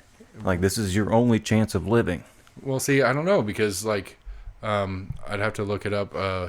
There's a comedian out of L.A. that was a guest on Rogan, and he had it real bad, and it was weird because he was younger and healthier, and all that stuff. He was one of the rare cases that really got hit where the other factors didn't really seem to be there, and he credits his doctor with saving his life by not putting him on the respirator. And he recalls the story of his doctor talking with other doctors, and the nursing staff was trying to get him to put him on a respirator. And the doctor was like, no, you put him on that respirator, he's dead. And this was early in it. Like, he thinks he got it in New York. He was doing some comedy dates in New York comedy clubs, flew back from New York to LA. He thinks part of why it hit him so hard is that he picked it up in New York, flew back to LA, got to LA, got home, drove to Vegas, and then back in the same day. And so he was just road worn hard. And that weakened him enough to let the virus really get in there and do some damage. But he credits his doctor with saving his life by not putting him on a respirator. And so that's one thing I'm not trying to defend it, but that would be hard to say either way. I don't know. I mean, basically, he in talking to the doctor after the fact, and he says he's become friends with the doctor because he feels like the doctor has saved his life. And the doctor's like, if I put you on that respirator, your lungs don't work because they don't have to. So at some point, I'm going to have to take you off that respirator, and your lungs are weak because they didn't have to work. Like so actual like muscles of your diet. Okay. Right. And so basically your body doesn't have to do the work for itself anymore, so it quits. And then when you take him, I don't know. I don't know. My initial thought on that, I mean, there's people that were in, coma for years and came out, and it's not like, oh, well, your lungs were weak because you were on a breathing machine. I get what you're saying years. there, too. And in recounting his story, that kind of crossed my brain as well. So I don't know. I mean, that's kind of like a weird thing about medicine. Everybody's a little different. Everybody's going to react differently to different antibiotics, different treatments. I mean, there's a lot to be said about the placebo effect that I've seen. I've heard some crazy fucking stories of, studies that are done on people that, they burn them and literally they had some people that they've actually put like burn cream on, and other people they literally just had some Vaseline on. And those people that had Vaseline on had almost the same results. Right.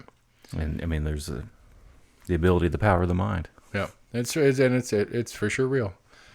But I don't know. I just think, like, again, going back to the beginning of that, I think you can definitely get onto Trump for his vocalizations during the process, but I don't think you can pin the whole. You can't pin the whole kit and caboodle on him.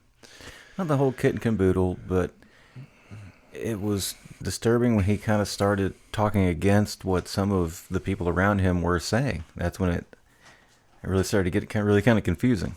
Right. Where it started pitting, portions of the population against the other. It's like, well, the president said this, but the other people around him are saying this, and I'm going to believe the president over them.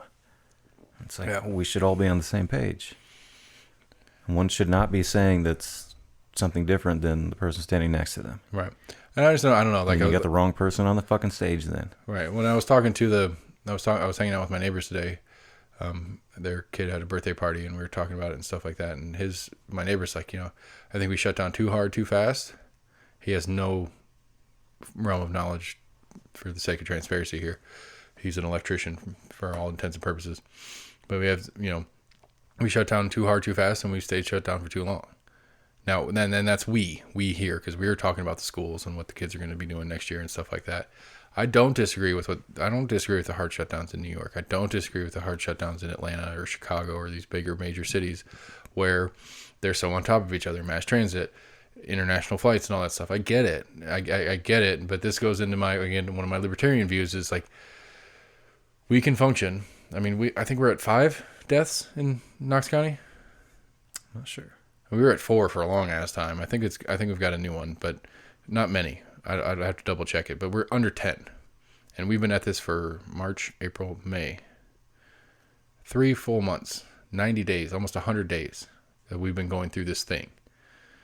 And honestly, I don't know who the 5 or 6 or whatever have died.